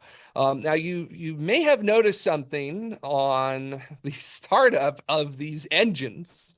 That the Delta IV Heavy is pretty well known for, which is that it tends to generate a fireball. And I'm not talking about what you could see right now, where it's just going through the upper atmosphere and boiling off water vapor high up. I'm talking about a big cloud of hydrogen igniting down at the bottom. So there's a great video from Michael Baylor at NASA Spaceflight. We've slowed this down about 50%. These engines that it uses require hydrogen to be pumped through them to speed up the turbines, and then it ignites that hydrogen so that it doesn't go boom on the launch pad. So very important not to allow your rocket to go boom. And then the installation also burns. It's designed to burn like that. So yeah, for overall, absolutely beautiful. And I love those mock diamonds coming out of those engines. It's absolutely fantastic to see that in action. Now, I want to talk a little bit about a new player in the game, which is Firefly Aerospace. They are flying their Alpha SmallSat launch vehicle, and this was their second test flight, which they flew on October 1st. And this ended up being the first successful flight of their Alpha rocket. They attempted to fly it back in September of 2021. It went a little bit off course, and then the flight termination system kicked in. So it's just not good, but hey, you know, it's your first one, you never know. So the second one here looked pretty good overall, and it did end up deploying multiple educational CubeSats into orbit around the Earth. So we can see the second stage firing. You can see the workers from Firefly and Mission Control were a little bit happy when they saw that happen, as I think I would be too. And then a great view from the top of the second stage as we are watching the payload fairing open up, shutting down that engine, and then eventually deploying those CubeSats that we have for that there. Now, there was something interesting, though, when I went back and rewatched this, when I was kind of building this for tonight's show, and that was that I noticed that the bell on the engine of the second stage actually came really close to impacting the side of the first stage. So I'm gonna pull it up here real quick, just to kind of show just how close. I can't really get a good read on it, but I'm willing to say it was inches away from stacking into the second stage. So look at that. Oh, yikes, that is really, really close. Off to the right there, that sort of scattered light you see, that is actually the lights from Santa Barbara down into Malibu into Los Angeles. But yeah, woof, yikes, that was really, really close. Then on October, then just a few days later, we had United Launch Alliance sending up 2 satellites with 1 rocket. You can actually do that. This was on an Atlas V 531, which is a 5-meter payload fairing, the biggest one that they offer. You got 2 satellites, you might have to put the biggest one on there. 3 strap-on solid rocket motors to provide some extra oomph, and then that single engine Centaur upper stage. Now, these 2 satellites, SES-20 and SES-21, they're going to be providing communications coverage for their respective areas. And what was a very unusual thing about this mission is that these satellites were dropped off just under geostationary orbit. Usually you'll launch your satellites into something called a geostationary transfer orbit. Basically, you'll have an orbit that goes close to or even exceeds the geostationary orbital altitude. And then you'll have a part of the orbit that's still relatively close to the Earth, a couple thousand kilometers near it. But not for this flight. They actually sort of had the upper stage continue after the mission nearly 6 hours after launch, which is a very long time for an upper stage to work, and place those 2 satellites just under geostationary orbit, only by a couple hundred kilometers. It's a pretty impressive performance to be able to do that. And when you do that, you are essentially setting up your satellite to have a very, very long lifespan with it there. And there we could see the Centaur upper stage separating, and then its upper stage engine is going to ignite. So very, very well done by United Launch Alliance there, and they successfully delivered those 2 satellites there. And then we had our Crew 5 mission from SpaceX launching on October 5th. And this is the 5th official crewed flight of a Crew Dragon for NASA, 6th overall, and this was Crew Dragon Endurance's second flight. This is another mission, excuse me, commanded by a rookie astronaut, Nicole Anapu, who is actually the first indigenous woman to fly to space, and ended up finding out that she is brought along a dream catcher that her mother made for her, and she's going to put that in her sleeping quarters. So I thought that was absolutely amazing. She was getting the opportunity to do that. Also had another rookie, Josh Casada, on board as the pilot. And then we had veteran Japanese aerospace exploration astronaut Koichi Wakata, who is on his 5th flight. He's been flying since the inception of the International Space Station back in the late 90s. So very long and storied career. And then we see the booster landing very nicely out on the drone ship in the Atlantic Ocean. And then we also have a Roscosmos cosmonaut on board, Anna Kikina. She is actually the first cosmonaut to fly on a U.S. commercial crew vehicle, and the first cosmonaut to fly at all on an American vehicle in over 20 years. So there we see Crew Dragon Endurance heading off. Now we've got Artemis 1. Gonna want to update you a little bit about that. The testing for the systems that they were having problems with is complete. They did have to delay due to Hurricane Ian, which meant that they had to roll the vehicle back to the vehicle assembly building, and that window, they're going to be aiming for the one that reopens in mid-November, sometime around November 17th. And of course, we'll have another All Space Considered before then, so I'll make sure to update you about the status of this very exciting mission. And then, of course, what is our out to launch without telling all of you who are in the area here in Los Angeles about your Vandenberg Space Force Base launch schedule. Right now, it's a whole bunch of TBAs and no earlier thans with that there, but you're looking at having at least one more Starlink launch out of Vandenberg on October 24th on a SpaceX Falcon 9. On November 1st, JPSS-2, which is going to be a National Oceanic and Atmospheric Administration weather satellite. It's going to be launched on the last Atlas V out of Vandenberg. So definitely going to want to go catch that. And then on December 5th, we're going to have another Falcon 9 from SpaceX launching SWAT, which is going to be a mission that studies the oceans. And that is out to launch for September of 2022. Man, October is going to be really, really busy. So here we go again. Yeah, lots and lots of stuff going on. That's a great report, Jared. Thank you so much for that. And do we have any rockets to look forward to launching from Vandenberg that'll replace the Delta, or are we just losing one of our launch vehicles that we get to see out here? So we are losing the Delta and the Atlas in the same year, and that hurts my heart because they're both fantastic rockets with great careers that you could trace their lineage all the way back to the ICBMs in the 1950s. Yeah. But yes, they are going to be replaced. United Launch Alliance is developing a rocket right now called Vulcan, which is going to be performing its first flight next year at some point, and it is going to launch from the Atlas V pad at Vandenberg. So we will only be about 3 miles away from it. It won't be like the Delta pad where we were about 8 to 9 miles away, so you didn't really get to experience it all that well. And Vulcan will be pretty good. It's going to have some kick to it, I gotta say. So I'm looking forward to it. Well, fantastic. Thank you so much for that report. Well, if memory serves correctly, I think it is time for our interview with our special guest. Now, unfortunately, folks, this was pre-recorded. They are from University of Edinburgh, so the time change, it's a little difficult to coordinate all of this. So we pre-recorded the segment. I hope you enjoy it. And we'll stay online in the YouTube chat trying to answer what we can.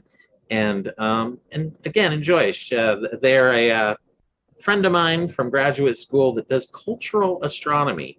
And you'll get to hear more about what that's all about and what they've been doing. So I hope you enjoy. All Space Considered is thrilled today to have a very special guest with us. We have Dr. Jarita Holbrook, the Marie Curie Restart Fellow at University of Edinburgh. And Jarita and I go way back to graduate school at UC Santa Cruz, but I'm extra thrilled to have you today as our guest because you're a real expert in cultural astronomy and how astronomy connects to actual people, which which is what we do here at Griffith Observatory. We try and inspire people to observe the heavens and look into it, whereas you are an expert on how people have done this throughout history and how they're doing it today. So welcome to All Space Considered. I'm just excited to have this conversation with you today. Thanks for having me. So I guess I'll start by talking about being from Los Angeles, because if I remember, you're from Los Angeles too. Yeah, well, my family, I was born down in this area, and then my family moved me up to Reno, Nevada when I was about 3, but I've been in LA more of my life now than any other location. So I do consider myself a Los Angelino. Were you born down here in LA area? No. So, but you were raised down here for a while, I do know. I was born in Hawaii, actually. Oh. But I spent my formative years in San Bernardino and then moved to Los Angeles for junior high school, and then university. So I went to, this is for all you LA people. So I went to John Burroughs Junior High, and then I went to Fairfax High School. And you know, Griffith Observatory was just a staple in my life. Growing up so close, not that far from Griffith Observatory. Well, you know, it was one bus ride away. It was a long bus ride, but it was up through, you know, Sunset Boulevard and then out to the Griffith Observatory. So we used to go there, you know, as teenagers, run around there at night, looking for trouble, you know, during the day, go again, seeing the science exhibits. You know, I'll never forget the pendulum. That's in the foyer. Is that still there? It is. Our Foku pendulum is certainly one of the highlights of most people's visits. And it's one of my favorites. Just even on a day we're close to the public, sometimes I'll go up into that gallery and just spend some time with our beautiful pendulum. Yeah. So I have really lots of fond memories of going to Griffith Observatory. Before you move away from that, we have to, you know, honor Frank Drake, who died a couple of weeks ago. So, yeah, you know, he was a beloved professor of mine. Yeah, Frank was truly a good person. In addition to being a fantastic astronomer, he was one of the good people, and everybody seems to say that, and which is just more proof that it was true. He wasn't, you know, somebody that was nice to some people and then, you know, a horrible person in other ways. No, Frank was truly a lovely individual. He was great to his family. He was great for Santa Cruz. He was great for the university. He treated students with respect and care, and he'll be missed. He really will be. And folks, we're talking about Frank Drake, of the famous Drake equation that was a way to estimate the number of civilizations we could communicate with, intelligences that had developed the ability to communicate with radio. And this is a famous equation that you'll see all sorts of places. And he was friends with Carl Sagan, and some of the inspiration for things like the movie Contact, and the idea that we could use the big radio dishes to go out and listen to stars, listen in terms of radio, pick up signals. He was the first one with Project Osmo to go out and point a dish at a star and say, and I think it was Tau Ceti was his first star he looked at, if I remember correctly, but he kind of kicked all of that off. And some folks will say, well, we haven't picked up anything, it was a failure. I liken it to saying, well, I've lost my keys in my apartment, and after searching the kitchen, I've claimed the keys are nowhere to be found, because in reality, we've kind of searched the kitchen of our apartment that we're living in, and there's a whole lot of other areas to look for it. So I agree, celebrating Frank is a good thing, and inspiration to us all. So the other thing about Frank was he didn't stand on ceremony. So he was like the Frank Drake. He was that famous even when we were students, right? But he was always very generous with his time. And he really did take the time to nurture young people, to inspire them to continue to do what they love to do, and say that there was a place for them. You know, wherever they wanted to be, that there was a possibility that they could be there, whether that be working for NASA, working for an observatory, becoming a professor. He was very, very generous and very supportive that way. Now, I know that you have had a career that some folks would consider somewhat non-traditional for someone that was interested in astronomy, but I think that it's perhaps some of the most important work that's being done in astronomy, because what is astronomy without the connection to culture and to people? To me, it's meaningless unless we look into and think about how people worldwide are connecting with the sky and the heavens and the work that we're doing. So tell us a little bit about your work and your connection and what you find inspiring these days. Thank you. Again, thank you for your kind words. So, yeah, I stay busy. Commenting first about the non-traditional aspect of my career. If you can't do what you want to do, what's the point? Really, really. And I think I've been very fortunate to, for most of my adult life, been able to do what I want to do. There was a weatherman, and I've spoken about this in just one other article. There was a weatherman in Los Angeles called George Fishback, right? And in junior high, he gave a talk at the Natural History Museum by USC, and I think there was 5 students from every science class were allowed to go. So it was by lottery, and I won, right? And he explained science in a way that was so engaging. I mean, I was already on track to be a scientist. Don't get that wrong, but he was so engaging about how sometimes science just never goes the way that it's supposed to go. Like you're looking for X and instead you get Y. But hey, Y is very useful. And then the other thing that he emphasized was you have to take risks, right? That you're never going to get anywhere if you are risk averse. You have to be able to intellectually take risks.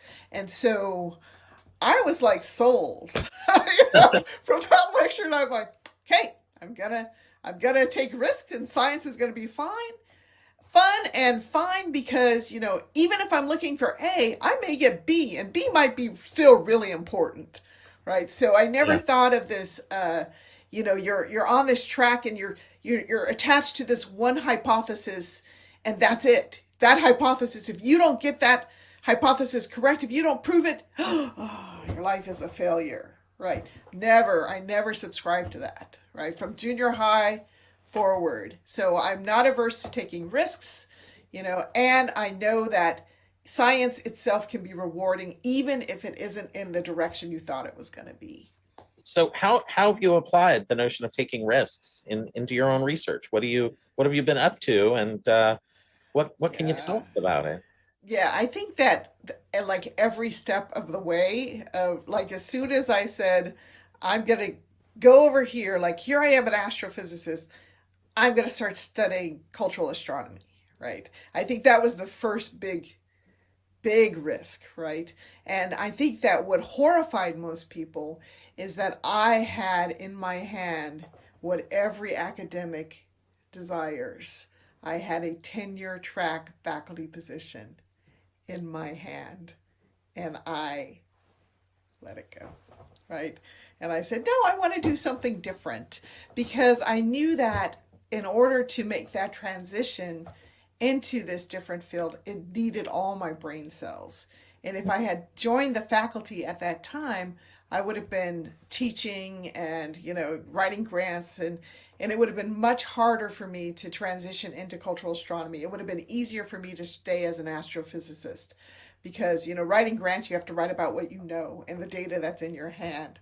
So that was the very first risk, was to turn down that coveted position and go for what I wanted. So I went to being a postdoc. And so then I thought, after honing your brain for quantitative research for so long, I thought the easiest thing to study was something that was equally quantitative in indigenous cultures, which was navigation by the stars, right? So what did I know about navigation by the stars before I started that research? Nothing. So I had to learn the night sky better because I needed to go out into local communities, and when they pointed at something, I had to know what it was. And this is revealing one of the dirty secrets of astrophysics education. They don't teach you the night sky. You either learn that in high school, I learned a lot of it in high school. I was a summer student at Cal State LA, and I took astronomy, and we had to learn the night sky. And I had won a computer contest by creating a astronomy constellation identification program written in BASIC, right? On a teletype machine, which shows you how old we are, right? A teletype machine where you dial in, beep. So I had won the Rockwell science competition, and I actually was the only girl that won. So I'd learned a lot about the night sky constellations in high school. But, formal education in astronomy, constellation identification and the names are just not part of the curriculum. So a lot of astronomers actually cannot pick out constellations or stars in the night sky. And especially given that the sky changes over the year, they really can't. I mean, it's a shameful truth, but they oftentimes don't know winter from summer, from spring or fall constellations. Yeah. So where did you connect with this guy, and where did you learn more about it? If you found you needed to reconnect with it to delve into cultural astronomy, how did you do that?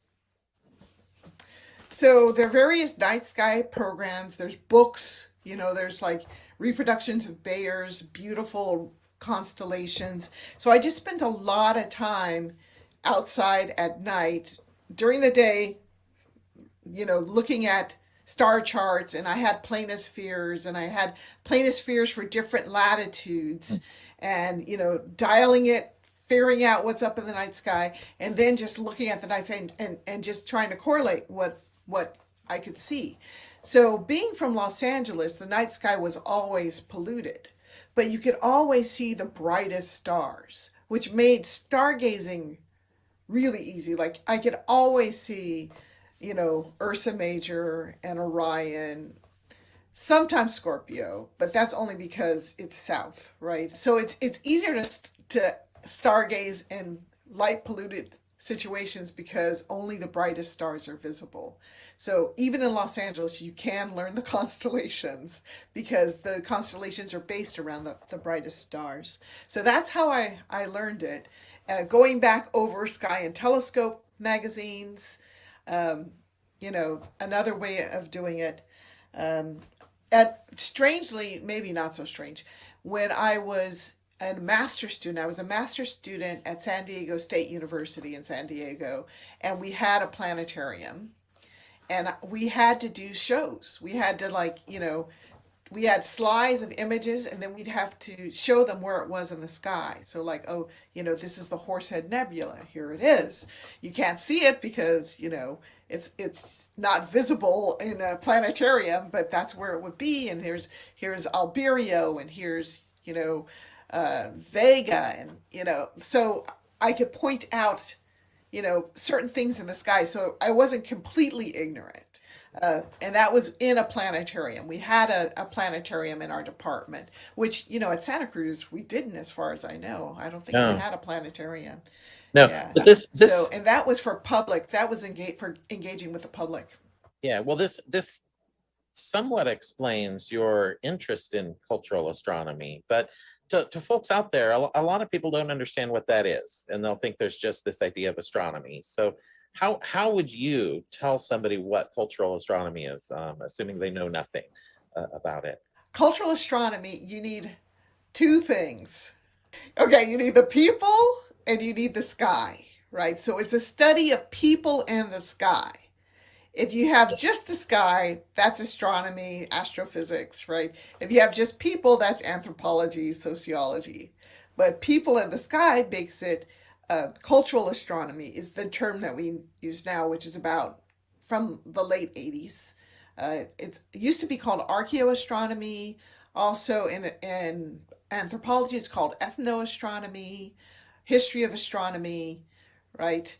So history of people in the sky, the connection between people in the sky, how people view the sky, how they change their ideas about the sky, right? But the people is the main part, is people and their engagement and their understandings and their use, and their thoughts about the sky. So that's cultural astronomy. It's very, very broad. To me, I feel like you've pointed out astronomy as one thing on its own, and I suppose it is, in terms of thinking about it being raw data, or the raw physics of what's going on there. But it's always going to be people that engage with that, and I think that's where the inspiration comes in, and where the enrichment into our lives comes in. But I come at it from a very Western perspective. I only have my own perspective on it, whereas I know you've spent time looking at it in a more global perspective. So how does that differ? Are there differences in how cultures connect with the astronomy and cultural astronomy, and what similarities are there in how we look at it as well? So of course the similarities are we're all under the same sky, right? So we're looking at the same stars and planets, sun and moon, but it's all in their interpretation and your location. Yeah, So okay.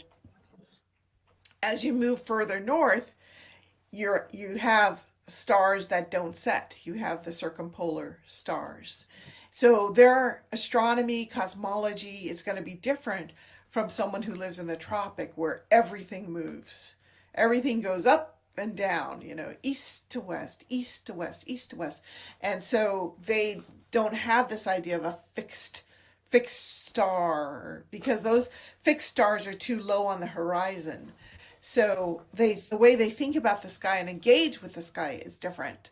So if we go back to the polar regions, you have the situation where the sun and the moon never pass overhead. Never. Right? Because they only pass overhead in the tropics. And the same with the planets. They only pass overhead in the tropics. So if you're living in the tropics, then the planets and the sun and the moon will at some point pass overhead. And that means your relationship to those bodies is going to be different. And then you have the way that it's entwined with agriculture, living on different parts of the earth, of course. You're going to have different sun, different weather patterns, etc. And so they correlate things in the sky with weather. Some of them is not correlation. Some of them are causation. So for example, what we call scintillation, which is how the stars dance and twinkle. If they dance and twinkle more, that means more turbulence in the atmosphere, which means that there's going to be a change of weather. If you have rings around the moon and rings around the sun and moon dogs, that means that there's ice particles in the upper atmosphere, which also indicates like weather is going to change. So those are causal, right? There's extra moisture, extra ice in the sky, which is causing these effects around the sun, moon, and the way the stars dance, etc., etc. Those are causal. But there's other things that are just correlated, right? So, for example, with the moon, and I'll give a better example. The moon is kind of an obvious one with correlation, but there's another correlation, which is the Pleiades. So the Pleiades is used for weather and as a seasonal marker, like all over the world. People are looking for the Pleiades, and they usually use it as a marker for rain, right? Both in the northern and southern hemisphere, they use it for rain. And you would think, okay, they can't use it for rain in the northern and the southern hemisphere. But the point is that they use it differently, right? They're looking for the Pleiades, but they're using it differently. So I'm just going to give examples that are not correct. I'm just talking about how they use it, okay? I'm not saying that this is exactly how they use it. But, for example, if it's in the northern hemisphere and we have spring rains, right? The Pleiades leave the night sky in the northern hemisphere kind of like April-ish, around the equinox. They kind of leave the sky. So they would use the Pleiades leaving the sky as a marker for rain, right? And then like in the southern hemisphere, rain is, 6 months later. Their spring rain is 6 months later. So they would use the return of the Pleiades to the night sky as a marker of rain. And then in other places in between, they may use, okay, if you're facing east at midnight and you see the Pleiades, this is when rain is coming, right? So they're using it at different times of the year, watching for the Pleiades doing different things that they have noticed correlates with the beginning or the end of the rainy season. Okay, that completely makes sense, and that's interesting. But the commonality of the Pleiades between the two cultures is sort of the connection in the sky, but the usage, many cultures, but it's the connection with that part of the sky, but using it in different ways that applies to them. Then taking it further, in Africa, along the eastern trade route, and sometimes in Central Africa, it all has derived from the same name. It's Isimili, which is the digging stars, right? So it has to do with cultivation. So it's Samila, Isimila, Ilimila, it's all derived, like, depending where you are in Africa, it's almost the same name, and it all has to do basically with cultivation, the digging stars. So I thought you'd need to hear that. What are the big differences in how people connect with the sky that you've seen between two different cultures anywhere on Earth, obviously, but so I've learned lately about some of the Navajo mega constellations, and mainly through the work of Nancy Maryboy and David Begay. And so these mega constellations, where a constellation is not completely visible until the end of a season. Like it's never completely in the sky. It's like this star rising this month, and then the next star rising the next, and the next, where it's a mega constellation. So that, I haven't heard very many of these mega constellations where the constellation extends beyond the visible sky. Right? So that, I think, is really, really different. The other thing is just, how I like to look at Orion, because Orion is one of my favorite constellations. It looks like a hunter, right? It looks like a hunter. And this gets to, I was meant to tell 2 Orion stories. But before I do that, let me talk about storytelling. And then I'll get to the Orion stories. Okay, so storytelling. So a lot of cultures do not have writing, right? Did not have writing, or writing that we can recognize. Our brains are actually wired to understand stories. So if you have complex information, if you tell it as a story, we'll remember it better than if you tell it to us as facts or not in this story format. And storytelling is an indigenous way of conveying knowledge, but also an ancient way of conveying knowledge. So it's very important. And of course, informal education, like going to school and getting your degree in physics, they don't make use of the fact that our brains are wired to understand stories. And so we should be telling stories about physics equations as opposed to just giving you numbers. Like, the numbers can be part of the story, but it'll be received better as part of a story. So storytelling is this ancient form, and it's an indigenous form of conveying knowledge. And it's a way of preserving knowledge across generations. Knowledge of your lineage, I was born here and the family migrated from here to there, that kind of lineage, but also important knowledge to your survival, like don't eat that plant, right? Don't eat that animal. This is Yeah. how you cultivate that plant. And this is, like, especially in settlements. So one of my professors at Caltech, I did some anthropology classes, and what they discovered was that they were interested in foodways, right? So that when you have a nomadic population, one that moves around, their diet is actually less diverse because they're moving to get to their favorite foods, right? Whereas if you have a population that's settled, their diet is more diverse because they have to be ready for when a crop fails, right? So they tended to know more plants and more things that were edible, but also their foodways were more complicated as a result.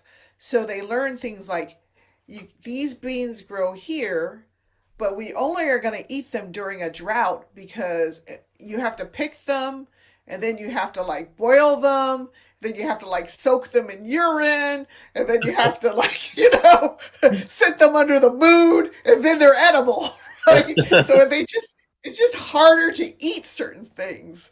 And so that kind of complicated knowledge, like that can be eaten, but only through this complicated process, is conveyed generation to generation through storytelling, right?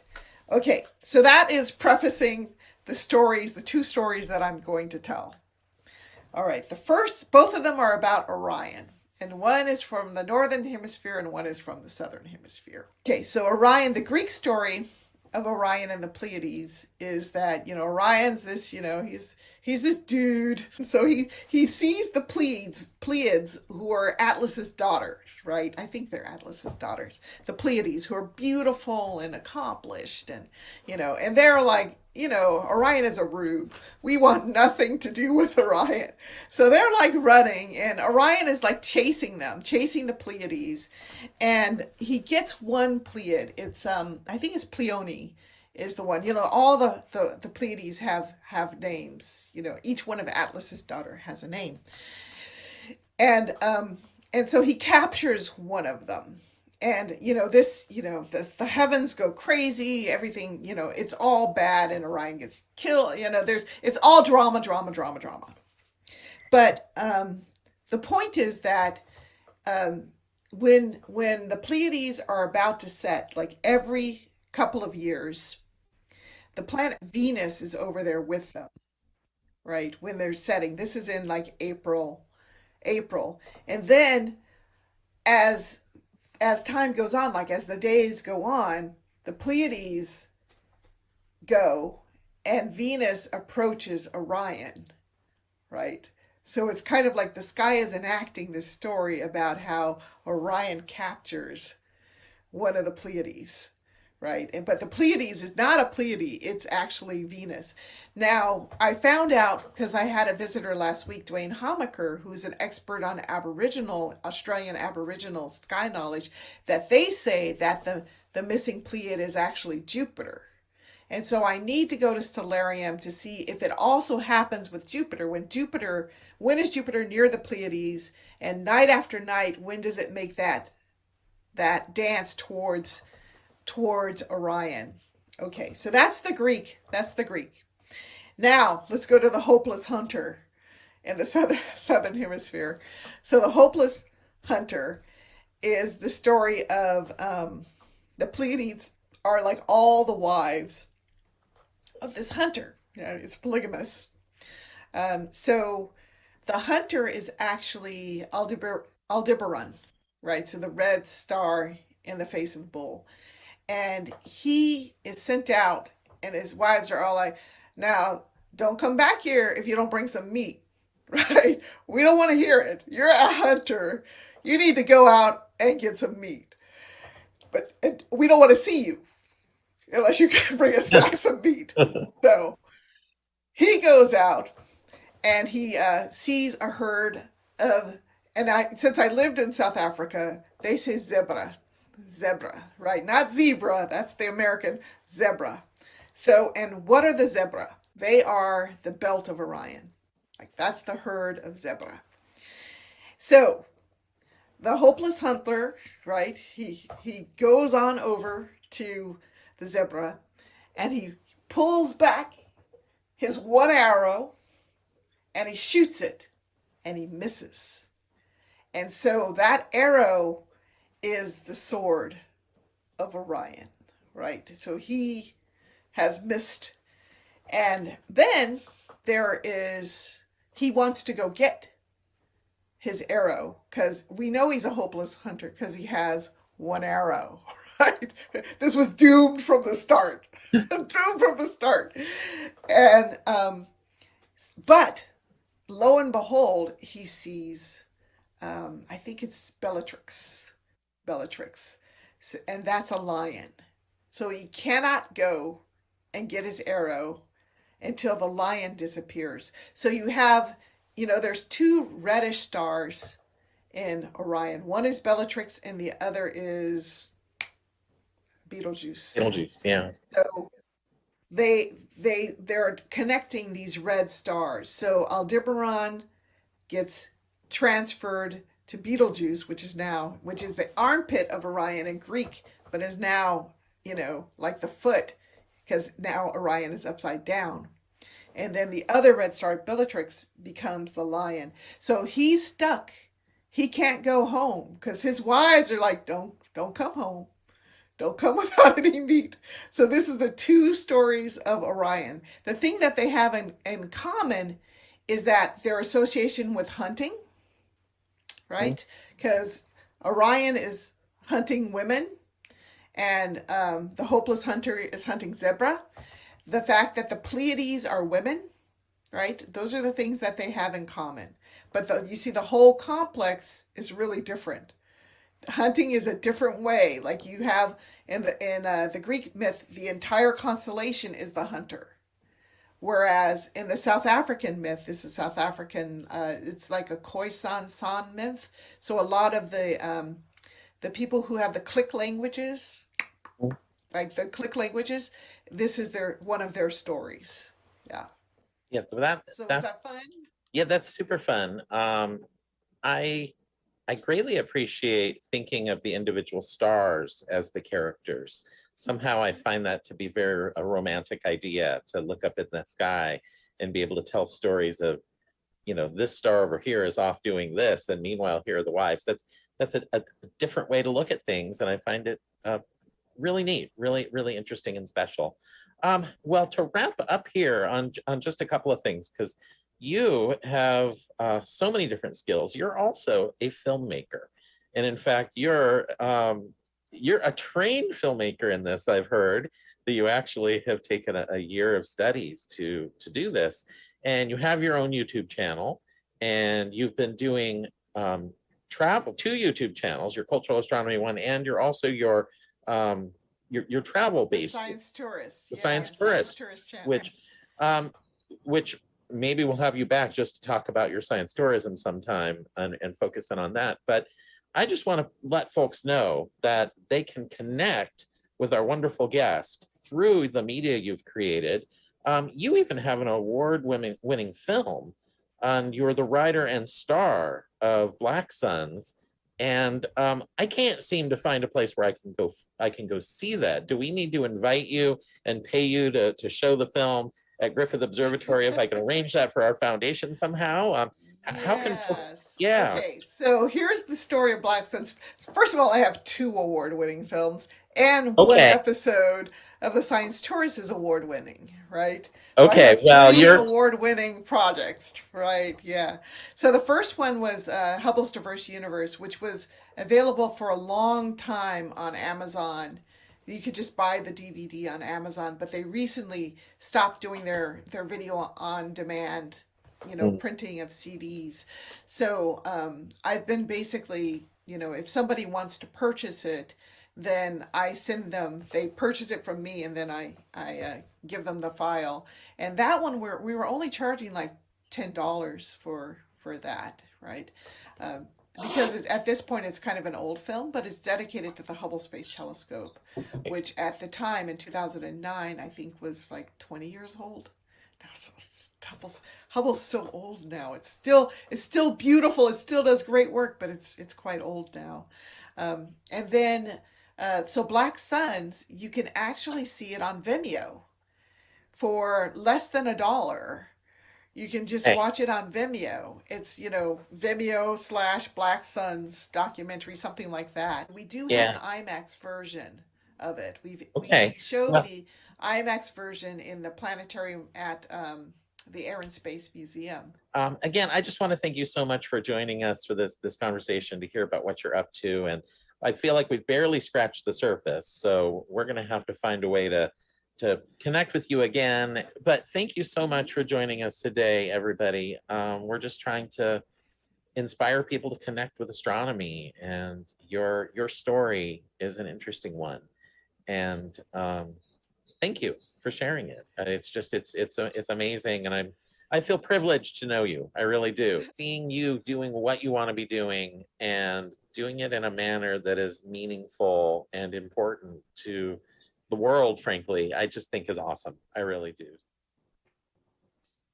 Well, folks, it was a real pleasure to be able to talk to Dr. Holbrook and hear from her with her just insights and inspiration into connecting with the stars and her view of doing it across the globe. So I really do feel privileged to have gotten to be in school with her at Santa Cruz and shared a lot of experiences with them.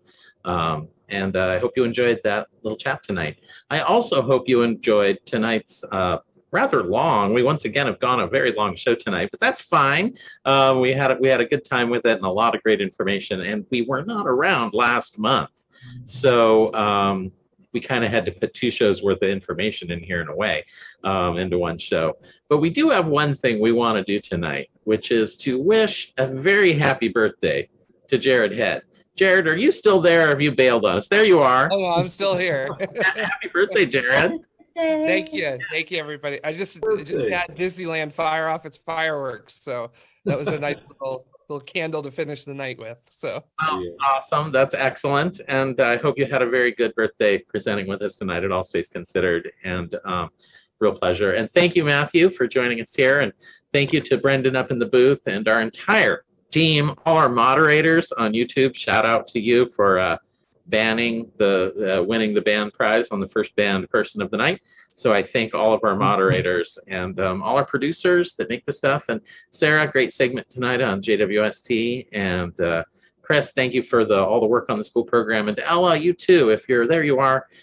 So great to have all of you on the show tonight. And come on back and join us next month. We'll be talking about AB Auriga B. Whatever that is. So anyway, stay tuned. It's going to be a lot of fun. There's Daniel. So good night, everybody. We'll see you next month at All Space Considered. Good night.